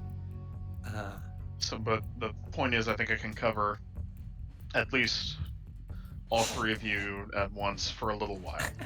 Well, that's impressive. Although, I never thought you need much improvement. You already had something of a monster when it came to frontline efficacy. Yeah, well, I'm kind of trading out that efficacy in favor of keeping the rest of y'all alive and kicking. So, you know. Well, thanks. Although, we are a team. I mean, I don't know, maybe you don't believe in us or something, but you don't have to shoulder all the weight. It's not that I don't believe in you. It's that I would rather be sure. You know? And I think it was a bit of a team blind spot for us. Like we could hit hard, we could hit fast. Cool. But Dope. when it came to survivability, it was really falling all on you. Gestures to Lourdes. Oh, right. So I think maybe, Overkill. you know. Yeah, and I can do similar things, but now I can also do other things that, you know, will be helpful. It's just, you know, we needed more helpfulness. Well, I'm sure it's a great boon. I didn't mean to doubt you or nothing. The tactical decision that I've decided on making is Oh, what's that? more or less just not let them do anything. I like that. Tell me Yeah, more. it's a pretty good one. You know, I've been doing some dips into some new real fun hacks. Oh. It's great stuff, and this sort of a non-space that my brain can access is you know, I think it's a good thing to make use of. I think I've maximized output in terms of that. I think I kind of just don't want to get hit anymore. I'm into it. Yeah, upon saying that, you kind of like shiver a little bit and kind of like run a hand over your chest where you kind of telefrag yourself into Windshear's blade. Yeah. Yeah. Flash cut to Windshear putting their sword where Hotson was intangible and just waiting. Watson does feel pain. Is Oh, right. the thing. because of like your synchronization or whatever. Yes, I'm. That's sort of a big thing. You know, it allows you a great deal of fine control, but you know, it comes with its drawbacks. It does.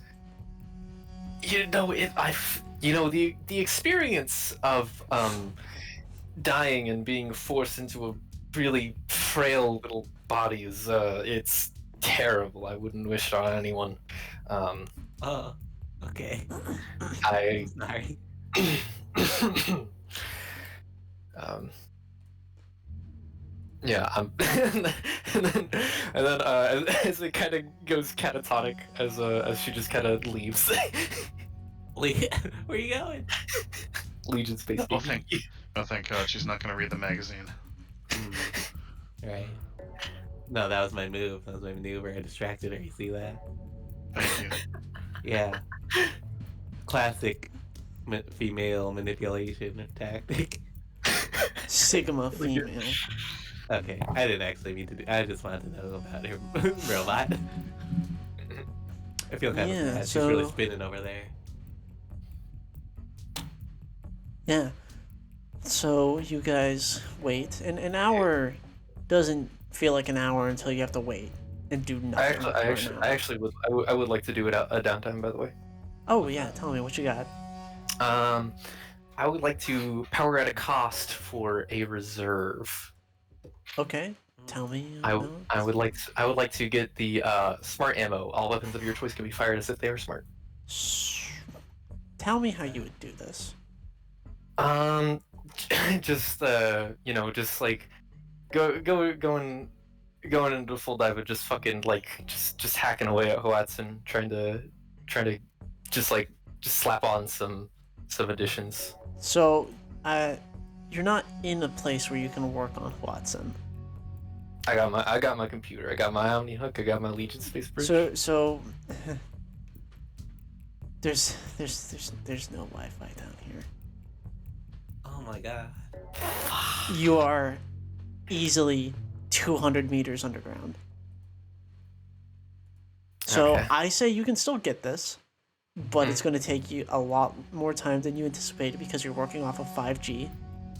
Mm-hmm. Yeah. There's like no connection. No. Yeah, but most of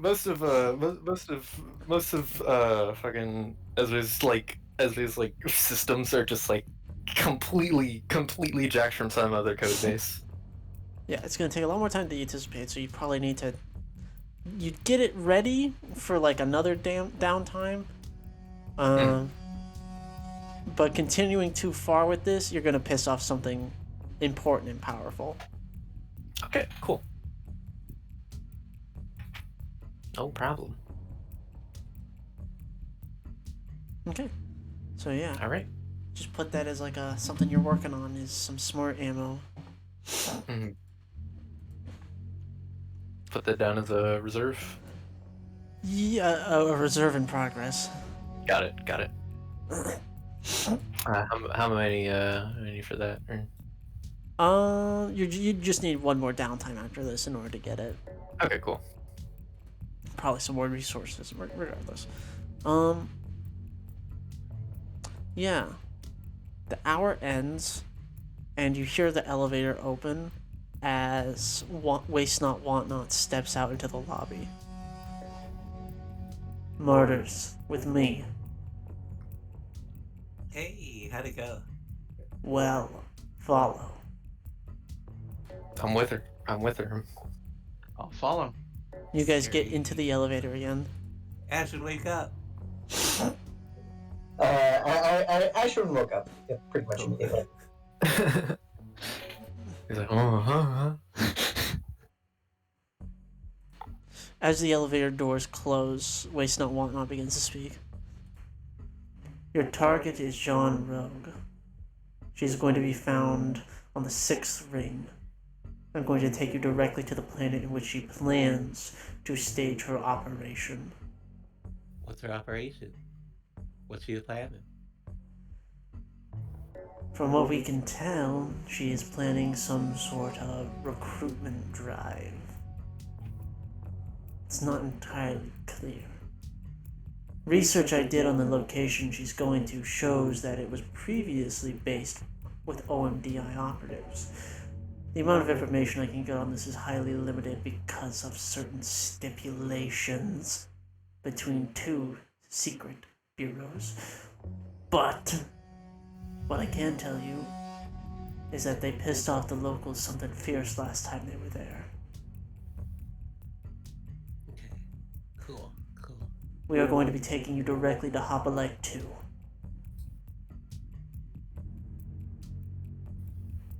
Awesome. Thanks for the info. You will have, by the time we get there, 8 hours to prepare for her arrival. Oh, that's kind of fine. Good luck. Thanks. We'll And need then it. almost as if she was speaking, almost as if the elevator was listening to her, the elevator opens up on the topmost floor when she's done speaking, and she begins to step out back towards her ship, motioning for you to keep following. I do so. We're following. Yeah, and you load back up into her ship as she takes back off, and as soon as you got here, you are now leaving as you watch the Utopia disappear behind you in the rear view. And you go back to the space shopping. Midwest. Didn't even get to go shopping. Oh, just Nope. an hour on Paradise. An hour on Paradise we were in a Underground. lobby. We were in a I would- lobby underground. God. I would have loved to show you guys the museum. It's pretty fun. Oh, Yeah, and then we could have gone shopping and got more outfits. Yeah, they More dogs. have some fun simulators. I remember. Oh, Wonder- simulators? Mhm. Hmm. I think that's actually kind of what got me interested in piloting. Really. Oh, simulations? hmm Like you ran the pilot simulations, or like, I want this. Yeah, I mean, it's like the experience of having the control over something that's so big and so deadly. It's it's like it's a rush, I'd say. Yeah, I get it. They had pilot simulations in the Consular Academy, but I was like, this isn't me. But it was definitely fun. Yeah, the whole way back, I'm the whole ride. I'm just I'm just like looking at the I'm just looking at the museums like Omnisite, just kind of like You looking like at do the shit. virtual tour, Yeah, the virtual tour. where you walk through. Yeah, Ashwin looks over your shoulder and sees the dinosaur exhibit and clicks on The it. Naval Museum. Ooh. Oh, go to the antique firearms display. Oh, yeah, sure. Yeah. I navigate my little Google Earth over there. alright. They should hire me to develop for this because this virtual tour is really lackluster. It's There's really a dead bare body. it's That's lacking. really not. That's off-putting. Yeah, that's weird too. Yeah, but I take that out. moving on. You guys eventually, after a fairly boring plane ride, you guys are starting to get jet lag, honestly, from all this moving around quickly you're doing. You arrive on Hopalite 2. What do we know about this world? Next to goddamn nothing. Hmm. Gabriel, what's the rundown on this planet? Main export, capital, geography.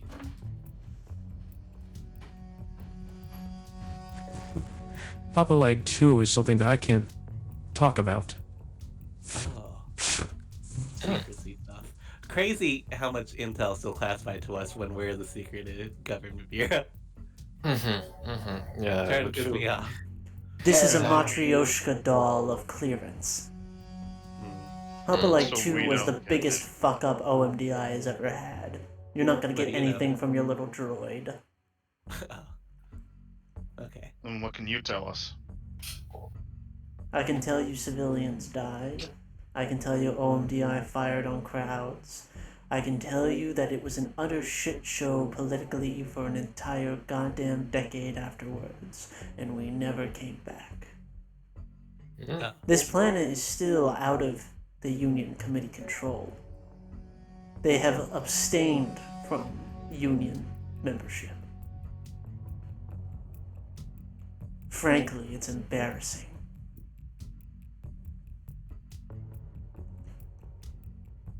Damn. And we are landing there to set up an ambush. Correct. Hmm. Try not to tell people who you're with. Yeah, we'll do our Can best. we get a cover? Just like anything. We can make one. Give them badge. We could flash. Your Lancers with MSMC here to check out some of the terrain. That is beautiful. MSMC was looking into perhaps setting up a recruitment area there. MSMC has no interest in doing that, but they don't know that. That is beautiful. That is- Oh. I think that's the most we've ever gotten from anyone. Just hey, is UIB taking applications? Wow. We don't do applications. If we want you, we'll take you. Well, put in a good word. We don't want you. Yeah. I If I could offer a referral, she's quite handy with machines in engineering. yeah, and I mean I'm a real catch, I'll say. Oh, for sure. Yeah, I think any shadowy government organization would just love to have me around all their stuff. I am frankly at my wits' ends with the amount of narcoleptic paranoid broads in UIB. Frankly, I don't want to add another to the pile. All right. That was a hell of a read. Oh my Fair- gosh, fair she enough, totally fair enough. mocked you. That's me, jeez. I will disagree with the insinuation that I'm a narcoleptic. I am actually an insomniac, but that's all right. Right. Narcoleptic, insomniac. Nothing really changes. You hop between the two like flipping a light switch, from my memory of such ailments suffered by the workaholics of the local systems. Fucking jeez. God. We don't like as it's just like muttering under her breath, like. They'd be lucky to have you. Don't take it to heart. Mhm. Damn right. Damn right. Damn right. Damn right. You're a bad bitch. I offer up my fist for a fist bump. Oh We yeah. don't need a Duchess in our life. I dab her up. Duchess is gassing Esme up. Gaslight She's being down. the She's girl really- boss. She's getting put down a lot this episode. It's messed up. She's very talented. I thought that, I wouldn't say put down. I think just being accurately described repeatedly. Oh, I never There's no difference to her. All right. Are we landing on Hoplite? It was? Hoplite 2. Hoplite 2. Yeah, Dude. they land in Alex. just a public landing strip. You can hear them calming into the radio tower below and letting them know what they're carrying, who they are, their license and stuff, and then they as they hit the Is- ground. Is the information they're giving like accurate? You don't really have much way of knowing, but you don't think that they're a liar. They certainly haven't lied yet. They seem very interested in providing you information, and they're very deliberate with what information they do give. Yeah, I was I don't think just that wondering was- if they needed to cover themselves to get down here. She's also even. Oh, what she gave to the radio tower? Yeah. She has a million different pilot IDs that she can use. They're all technically real. She just can rotate through a million identities at any given time. But I know, she is telling the truth about her cargo. 4 passengers. True. Personal flight. Mhm. Everything she's saying is technically accurate. Just she doesn't tell them anything more than they need to know. But of course.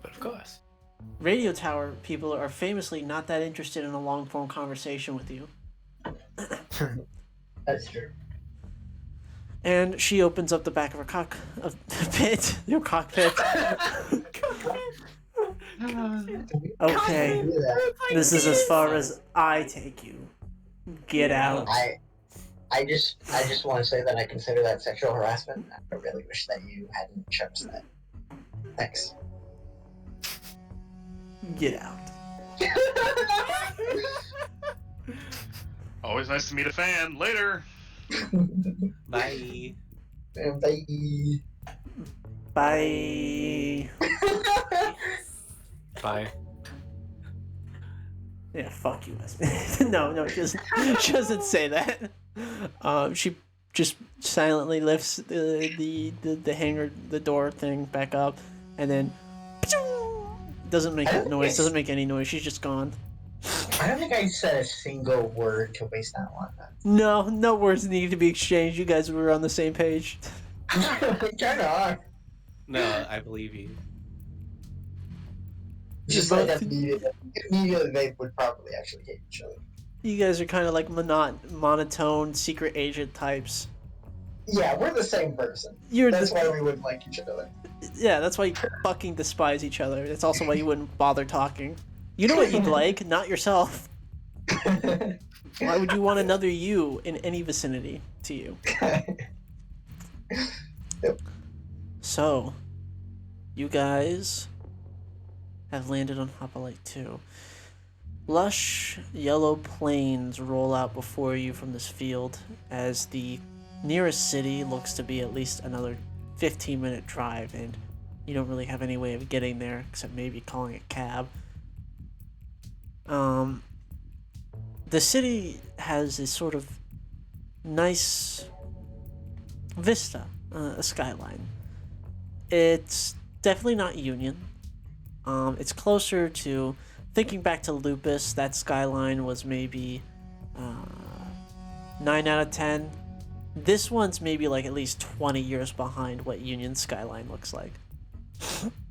Not that far behind, but in terms of like raw development time, it doesn't look quite on the same level. Wait a second. I mean, that's still good, like 1,000%. How do we get our mechs?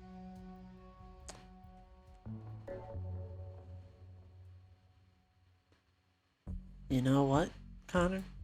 Kay didn't tell you. That was the one detail they never really explained. Are we patching to Gabriel? We have Gabriel with you, yeah. He's floating around. I okay. Oh, Gabriel can float. Okay, I've been picturing Ashwin holding him the entire time. No, he's like a self-propelled drone. Okay. He's a ghost. Yeah, I can't tell if that's more or less cute. Anyway, He's a ghost. I look at Gabriel and I say, how do we get our mechs? That's a great question, Ashwin. The orator informed me that you would be receiving a mechanized chassis soon. He did not clarify what he meant by this, That's, though I have been provided coordinates on Hoplite. Oh.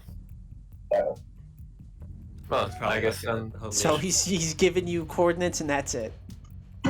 I mean, Okay. maybe that should be the first place we check out, I suppose. Yeah. Yeah, get the lay of the land. yeah. Figure out where our base is.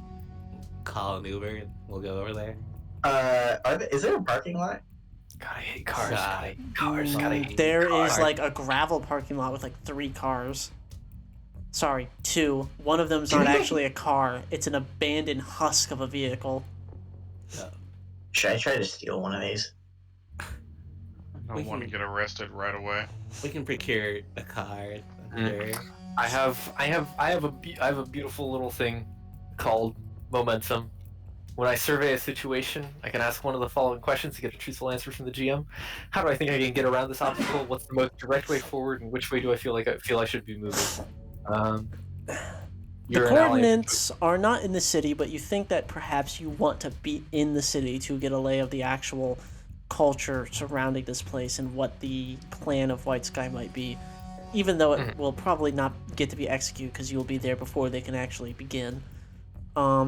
Perhaps understanding OMDI's past with this place a bit better. The fastest way to get anywhere from where you currently are is an Uber.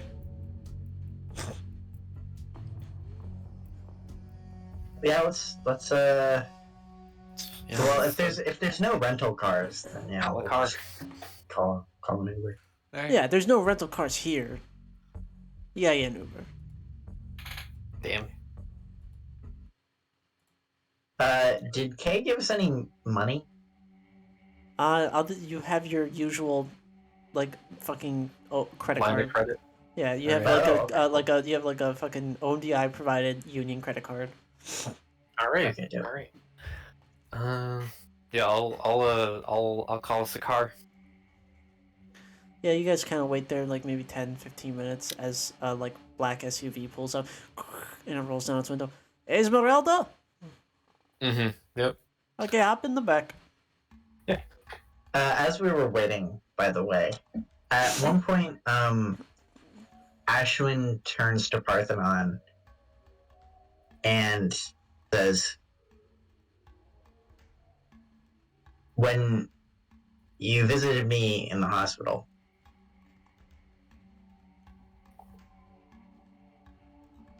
and then just kind of awkwardly pauses. Yeah. That was good. Yep. Yeah, you. Yep. You piloted the SUV. I assume you guys are kind of in your civilian gear for the most part, right? Yeah. Oh, I'm wearing my poncho, but I got a stealth suit underneath. Yeah, you don't actually own normal clothes. He turns on his radio. Just let me know if it's too loud. Oh, I love this one. Don't. Hey, how's it going, Louis? Hmm? No, I'm just driving. Yeah. No, yeah. Yeah, no. I mean, that's what I've been saying. No, yeah, she should probably, like, get rid of that. Or then, at least, like, get it checked out. If not by a doctor, at least by Ma. I'm so intrigued. No, yeah. No, yeah, no, I mean, yeah. I see a point. Counterpoint, fuck you. Nah, I'm sorry. No, I've just been, it's been a long day. Yeah. No, yeah, I can go for cannoli.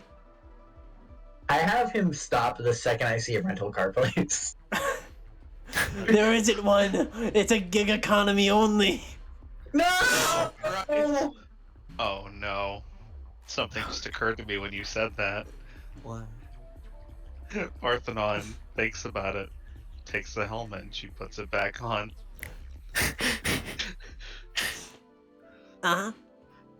This place is outside of Union. So, Means high impact can operate here with more legal freedom. Right. What's that mean? Right. Means I can't show my face and you can't say my name. Oh. okay.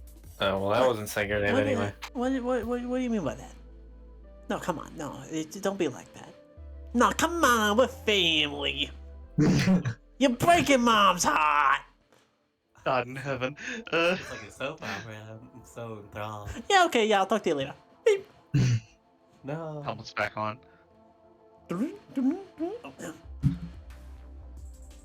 Hey, Vinny. Oh my god, for the love of Christ. Yeah. You get through about 2 more phone calls before you get to your destination. As he drops you off, kind of like you just sort of like picked somewhere in the middle of the city, No, I think we were checking the coordinates first. We Okay. probably shouldn't take a cab to the coordinates, because if That's- there's yes. mechs there, Oh yeah, good point. Also, no roads lead to the coordinates, is what you're gonna find very quickly. Oh. yeah, we don't want this guy going off road. Poor guy. I'm He's gotta make off-roaded, some Vinny. calls. Just give me a sec. God. Right. When we disembark in the city, Uh-huh. are there high impact signs around? Oh Like yeah. ads? Oh yeah. Oh, There's fuck also my there's life. there's also fucking God. Watch me fucking look up all the other high impact names we came up with. Fucking Oh, we workshopped so many names. yeah. Just we did. We really did. Listen, there's a lot of gig economy related things around here. I'm just looking at some of these. Bullet Express. Oh yeah, Solvers. Uber kill. Uber Kill. Yeah, you see a sign for Dash Uber kill. You see a sign for Bullet Express. You see Solvers. You see High Impact. All of these people have pined for you.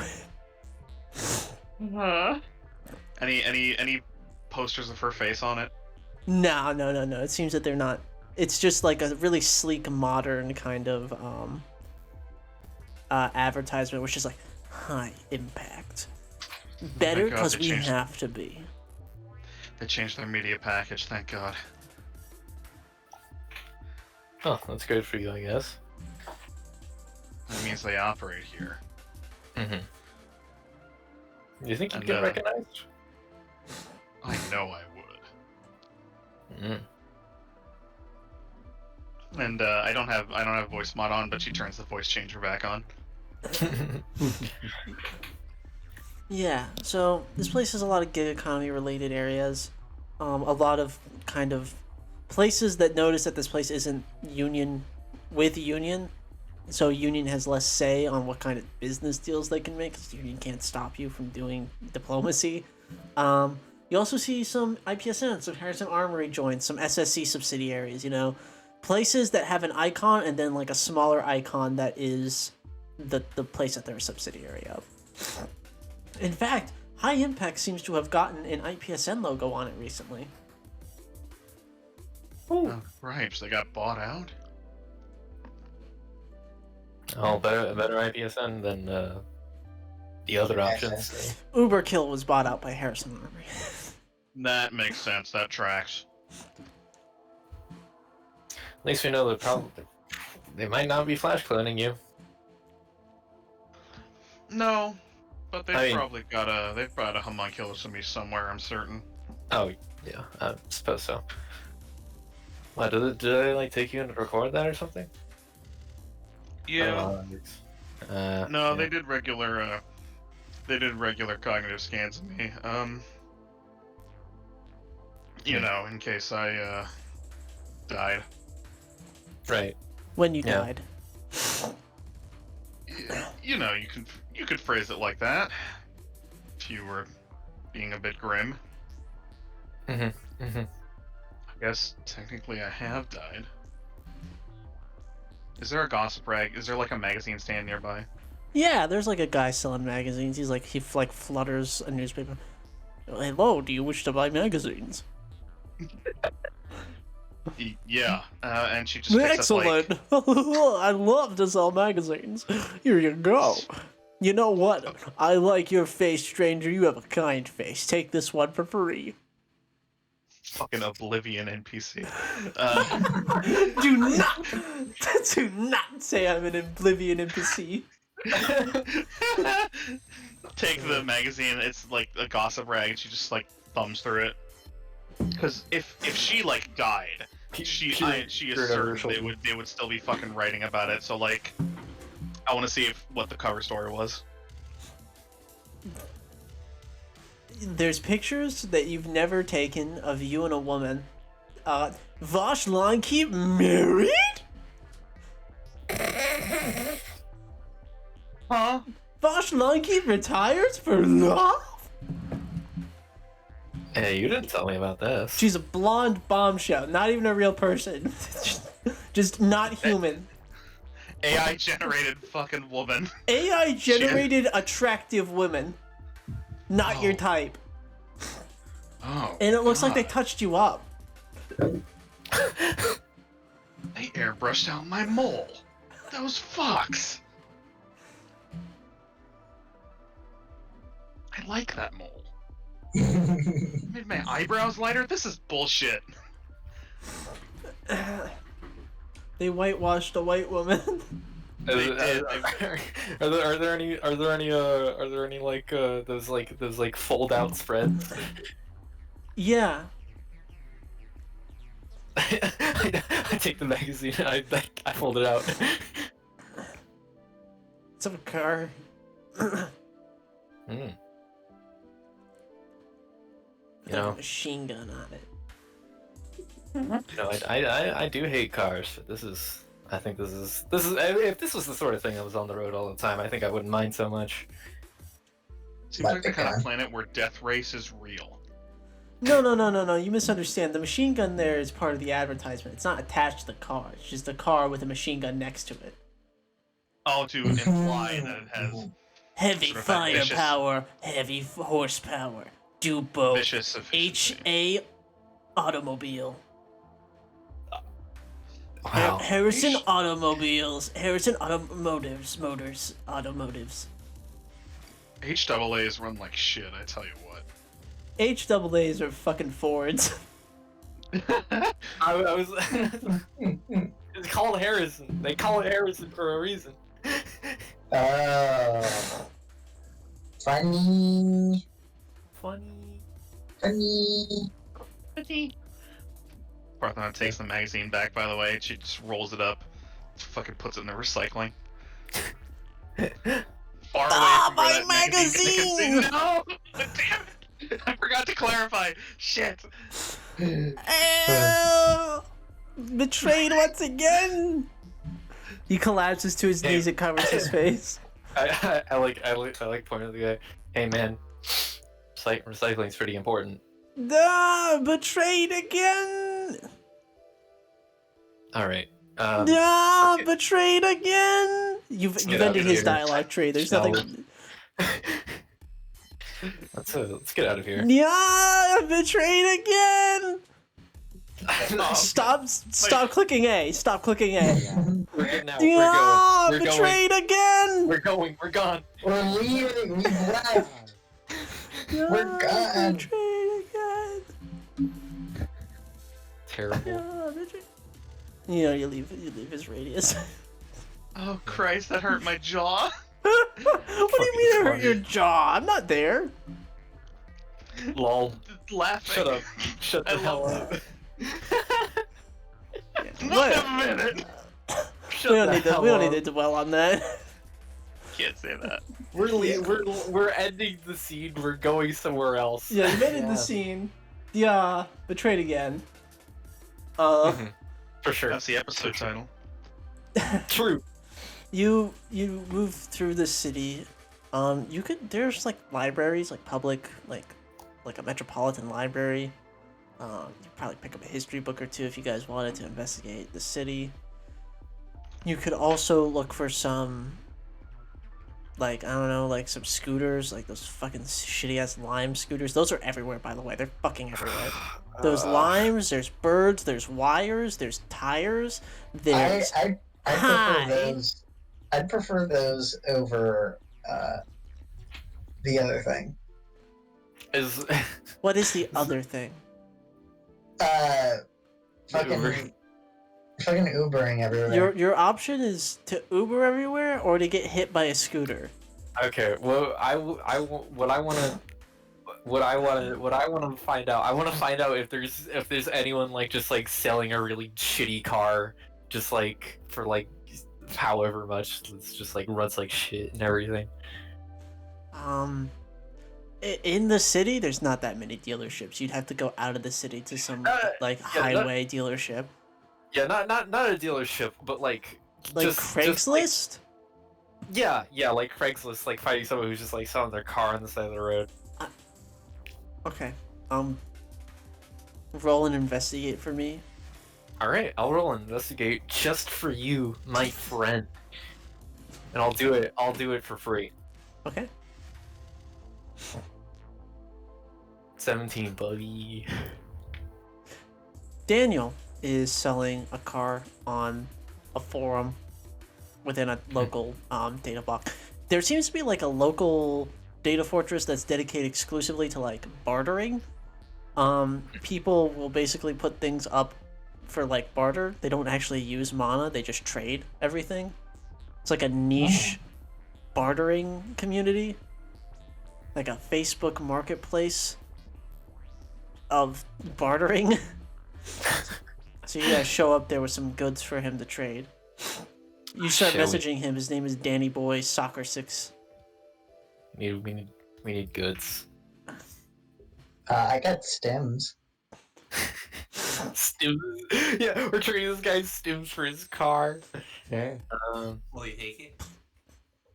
I mean, they're literally military grade stems. Right. true. That's true. They're probably worth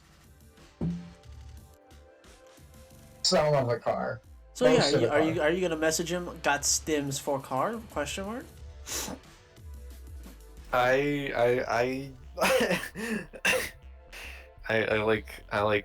Hey, do any of you have anything? They seem to have a barter economy going on here.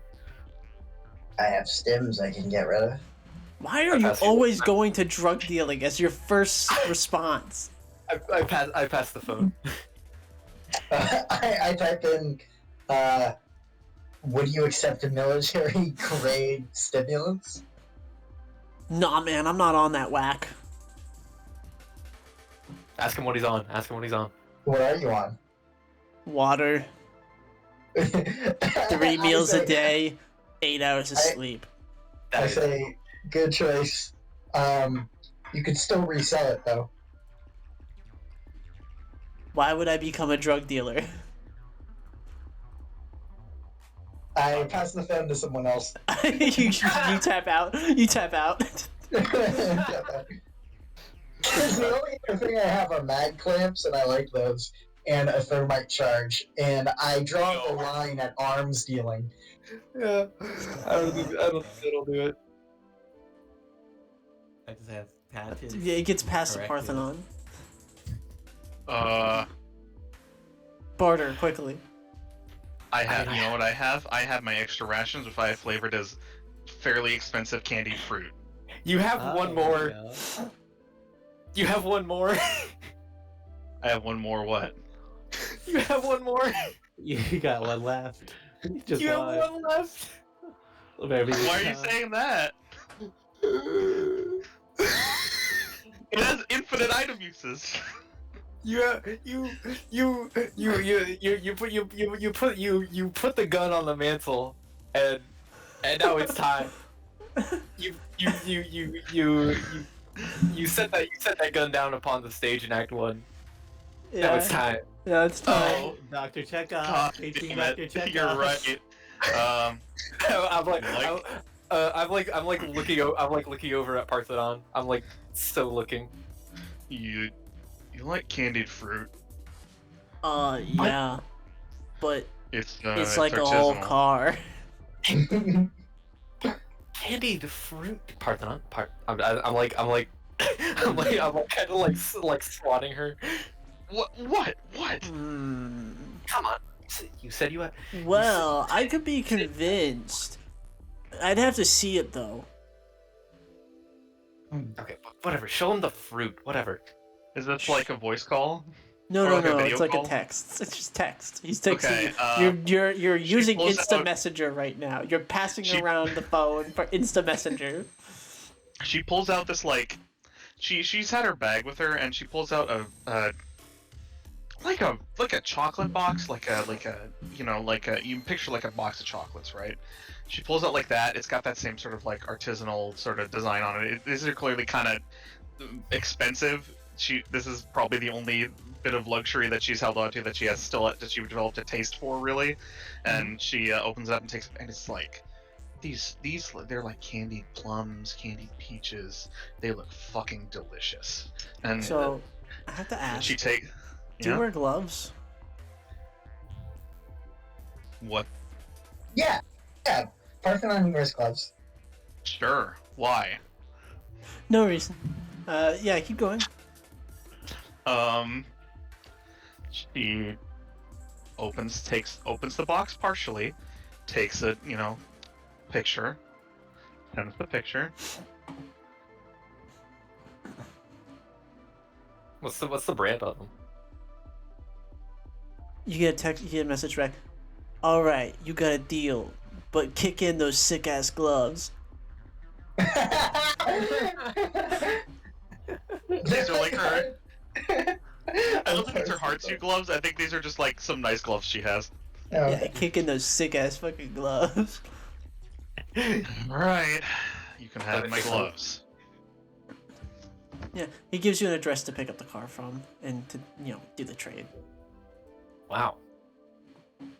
Good job on that. You guys Yeah, gotta walk hey. there though. This is my last box. As Slate gets a notification, she just like immediately snatches it back. Yeah, don't want them to see that. That's That's her games. Ooh, there it is. Hold on. I've Ooh, Howard, yeah.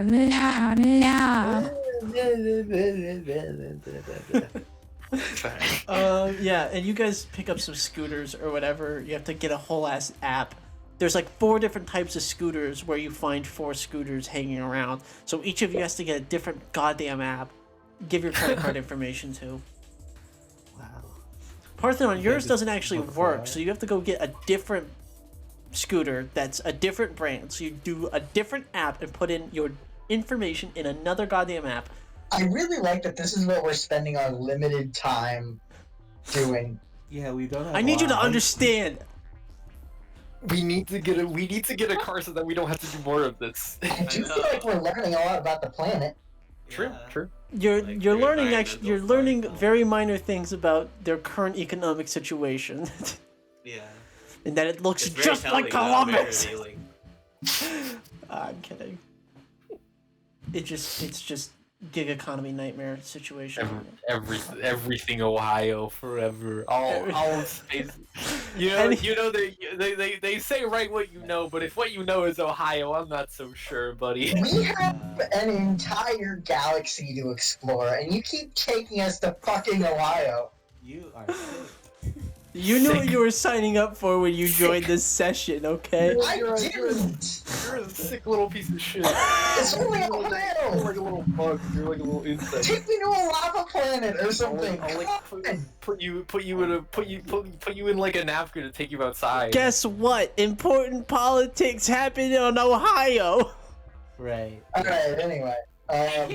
Politics. I hate Ohio. You guys take your fucking motor scooters to your goddamn location where you do a trade with this dude. He's kind of like smelly, but he seems like a nice guy. You have some sort of like a little bit of banter, but not much. He takes the gloves, he takes the box of candies, and he's like, oh, thank you. And then he goes up into his apartment, and he's like, oh yeah. He tosses you the keys, and he leaves. Alright, cool. It's hop in the awkward. driver's It's seat. terrible. You'll do it again later. I'm like, okay, I'm driving. No, I'm driving. Connor, I was so addicted to the way you said take us to a lava planet. You're so desperate for something avant-garde. There's no people on the lava planet, Connor. Why? Maybe Darth Vader has a secret base there. Yeah, that's Maybe what I'm Darth Vader has a secret base there. I don't care. Anyway, Oh, my head. I'm sweating.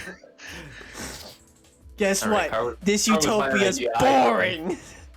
I'm sure. Yeah. No, Devil Son is driving. Asher always drives. It's insane because Devil Sun has just a +2 trigger to drive, and then Swan Song has an entire bond tree dedicated to movement.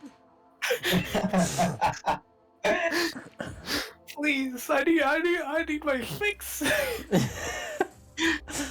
I need to feel the power of a giant machine. You need to let Esme feel like she has control of something right now. Because so far she's been harassed by an invisible stalker woman, her former boss, and told the world is a simulation. Okay, fine. I take a good look at Esme and see that She's they're falling wet. apart. She's Yeah, wait. pathetic. I see that she's falling apart, and I just let her have this one. When Ashman takes the keys and like goes to get in the driver's seat, like Esme's just like standing there with like the stiffest posture imaginable, just kind of like staring at him. Yeah, even Ashwin, like, he looks at the car door, looks back at Esme, looks back at the car door, and is just like, did you want to drive? I did, yes. I look at her sad, wet eyes, and I hand her the keys, and I get in the back with Duchess. As I'm like as I'm getting into the driver's seat, I'm just like, car was my idea. I want shotgun so I can pick the music. Oh, right, yeah, that's right. I get in the back with Parthenon. Nice. All right, and then to the coordinates. Yeah. Can we stop at the library first? I do want to know some things. Oh, okay. Library. It's It'll be more than a minute. I'm like plugging it into navigation. Is that like on the way? Yeah. All right, cool. You have to cross through the center of town basically to get to where you're going, and that's where the library is. Okay, cool. Let's get headed then. And yeah. And you just listen to the song playing. Wait. I gotta start up the car first.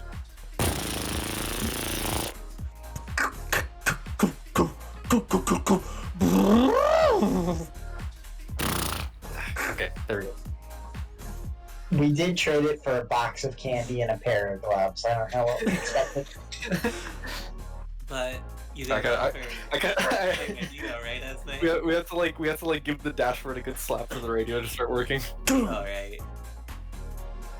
And I'm not need to Contested be no engineering. more. Something like that. Yeah, you guys start driving to the library. They like this fruit. We'll get you more. Oh, fuck. Okay.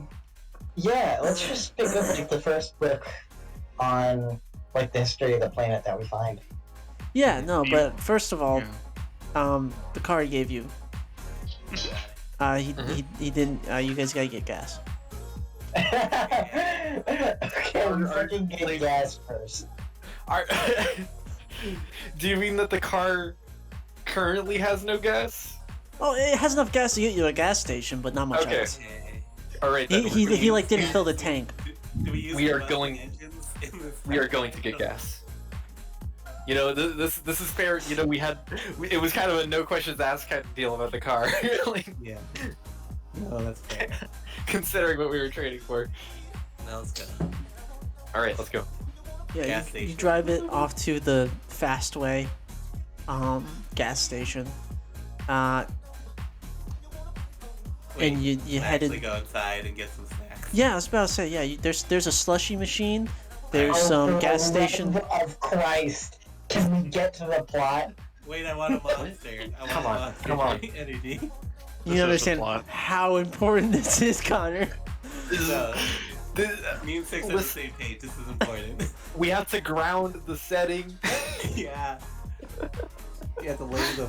I would agree with you if we were anywhere Listen, else I'm- other than Ohio. Listen, I don't live in Ohio, so I'm fine. Yeah. But This is rich, novel. immersive, Two of like, you get this is slushies. One of you buys a Mountain Dew. You put $30 of gas in the tank. You take off.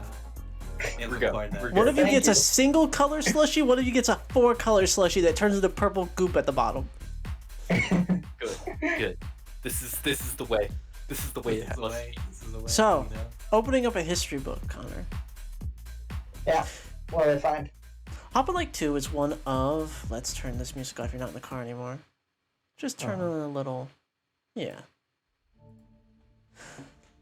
Hoplite 2 is originally a Union founded installation. Back in First Con, when they sent a bunch of space pods out into the stars to choke the galaxy with life,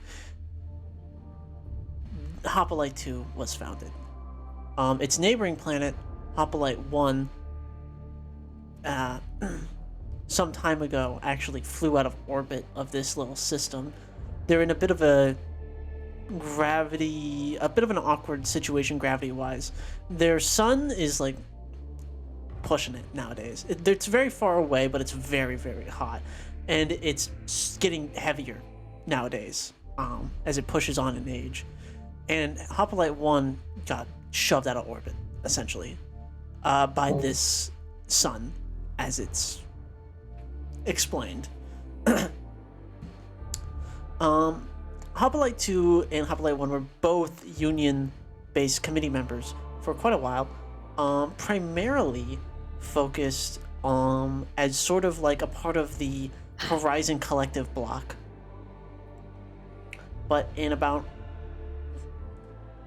4,990, or about 30 years ago, there was some sort of political crisis described as the Hoplite 2 incident, where there was some sort of schism between Union and Hoplite 2 that caused them to vote on to make a vote of no confidence.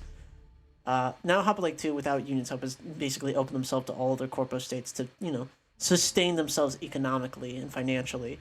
They have lofty goals, as stated politically, as freers of NHPs. There are no NHPs in use in all of Hoplite, is one of the big selling points of the place.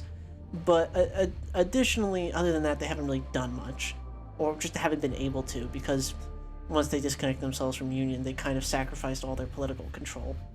But the incident that is being referred to that actually caused them to leave doesn't have any direct references. It's just referred to as the incident. There's no any real, hard descriptions. I'll go up to a librarian and just straight up, do you have any books on, I point to the incident in the book. This incident? Oh.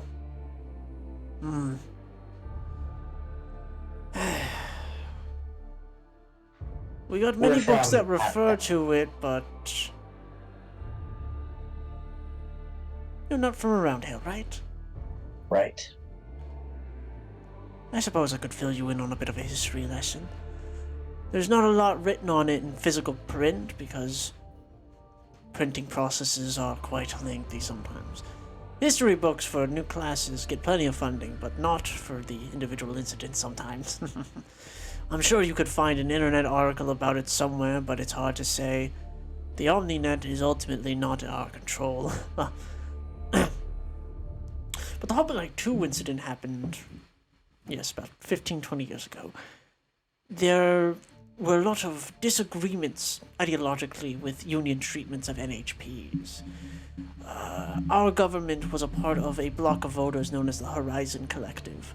It's functionally a completely formless group. Being a part of the Horizon Collective requires not much more than just saying you're a part of it, yes? But Union had, frankly out of nowhere, established some sort of NHP center, learning center, education camp. Regardless, it was essentially a area where NHPs were maintained for public demonstrations of how they were handled. But there were more other buildings. There was the one building that you could go into, and then there were these web of other buildings past it that nobody could have access to. It was essentially just a military base being founded up there out of nowhere under the disguise of some sort of learning facility. Well, the more ambitious young folks at the time had some protest to this, and there was a large protest. It went on for days, weeks, and eventually it began to break out into minor bouts of violence. See, it really wasn't their fault, I suppose. Union began to roll out this large-scale frame, some sort of, I don't know, from what I've read about it, or what I heard from the grapevine, it's usually used for long-term military installments. I mean, I didn't think Union did that sort of thing. You can imagine how shocked and offended we were by such a bold move. Right. Things escalated, and I don't know who shot first, but there were a few injuries and 3 deaths. Hmm.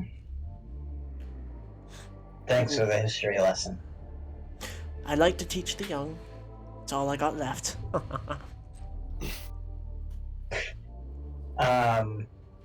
I snap closed the book I got, and I'm like, are we ready to start looking for TV?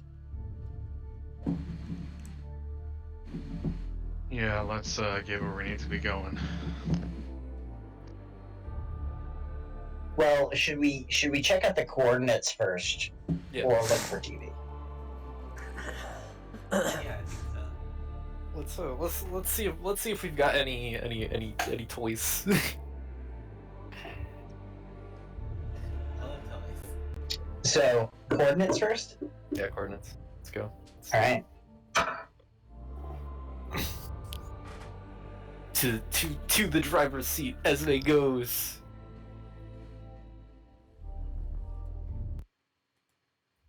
The car.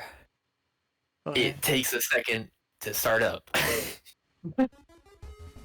Vroom, vroom, vroom, vroom, vroom, vroom. Hold on, you gotta flood it. Car might need a new battery.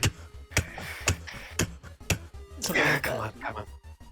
It works eventually. Okay. And the radio blares to life, and you guys tread on. Eventually, you get as far as the dirt roads will take you, and you see that the coordinates lead up this hill. And as you guys trek and ascend up this hill, you notice that there's maybe an hour left until TV arrives, as Jesus. you were informed. And getting slushies took a while. Worth it.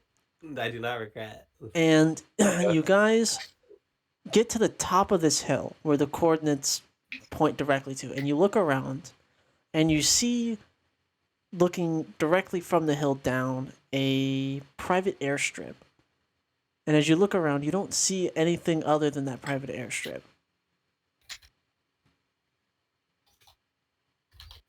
It's kind of all plains in every direction, or trees. Okay. Oh. I guess that's it.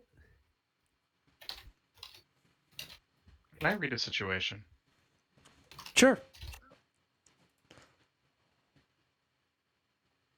Not 1d20 plus 43, that would be wrong. Oh, come now. I will say, this is a situation of hurry up and wait. Okay. You've predicted the future to some extent, and now you must wait for the future to come.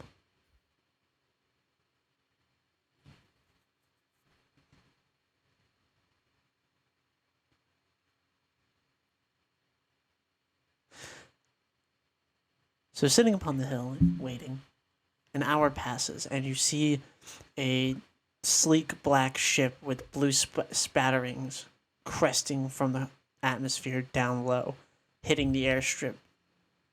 And then you hear the cracoom of the sound barrier being broken as 4 mechs descend from the sky suddenly and land ahead of you. Your frames await you, Ah. and we'll pick this up next week. All right. Cool beans. That was fucking great. That was great. Mm-hmm. I feel like I did a lot of great Esme stuff today. I feel No, you quite did. accomplished. There was a lot of good Esme. Did the Feel recording very, take? very accomplished in that regard.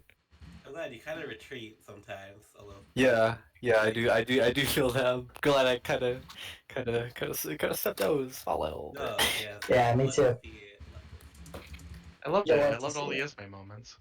Yeah. Excuse me. Wait, did the recording take all right? Yeah, no, it's fine. I'm gonna Okay, thank stop it goodness. right now, actually.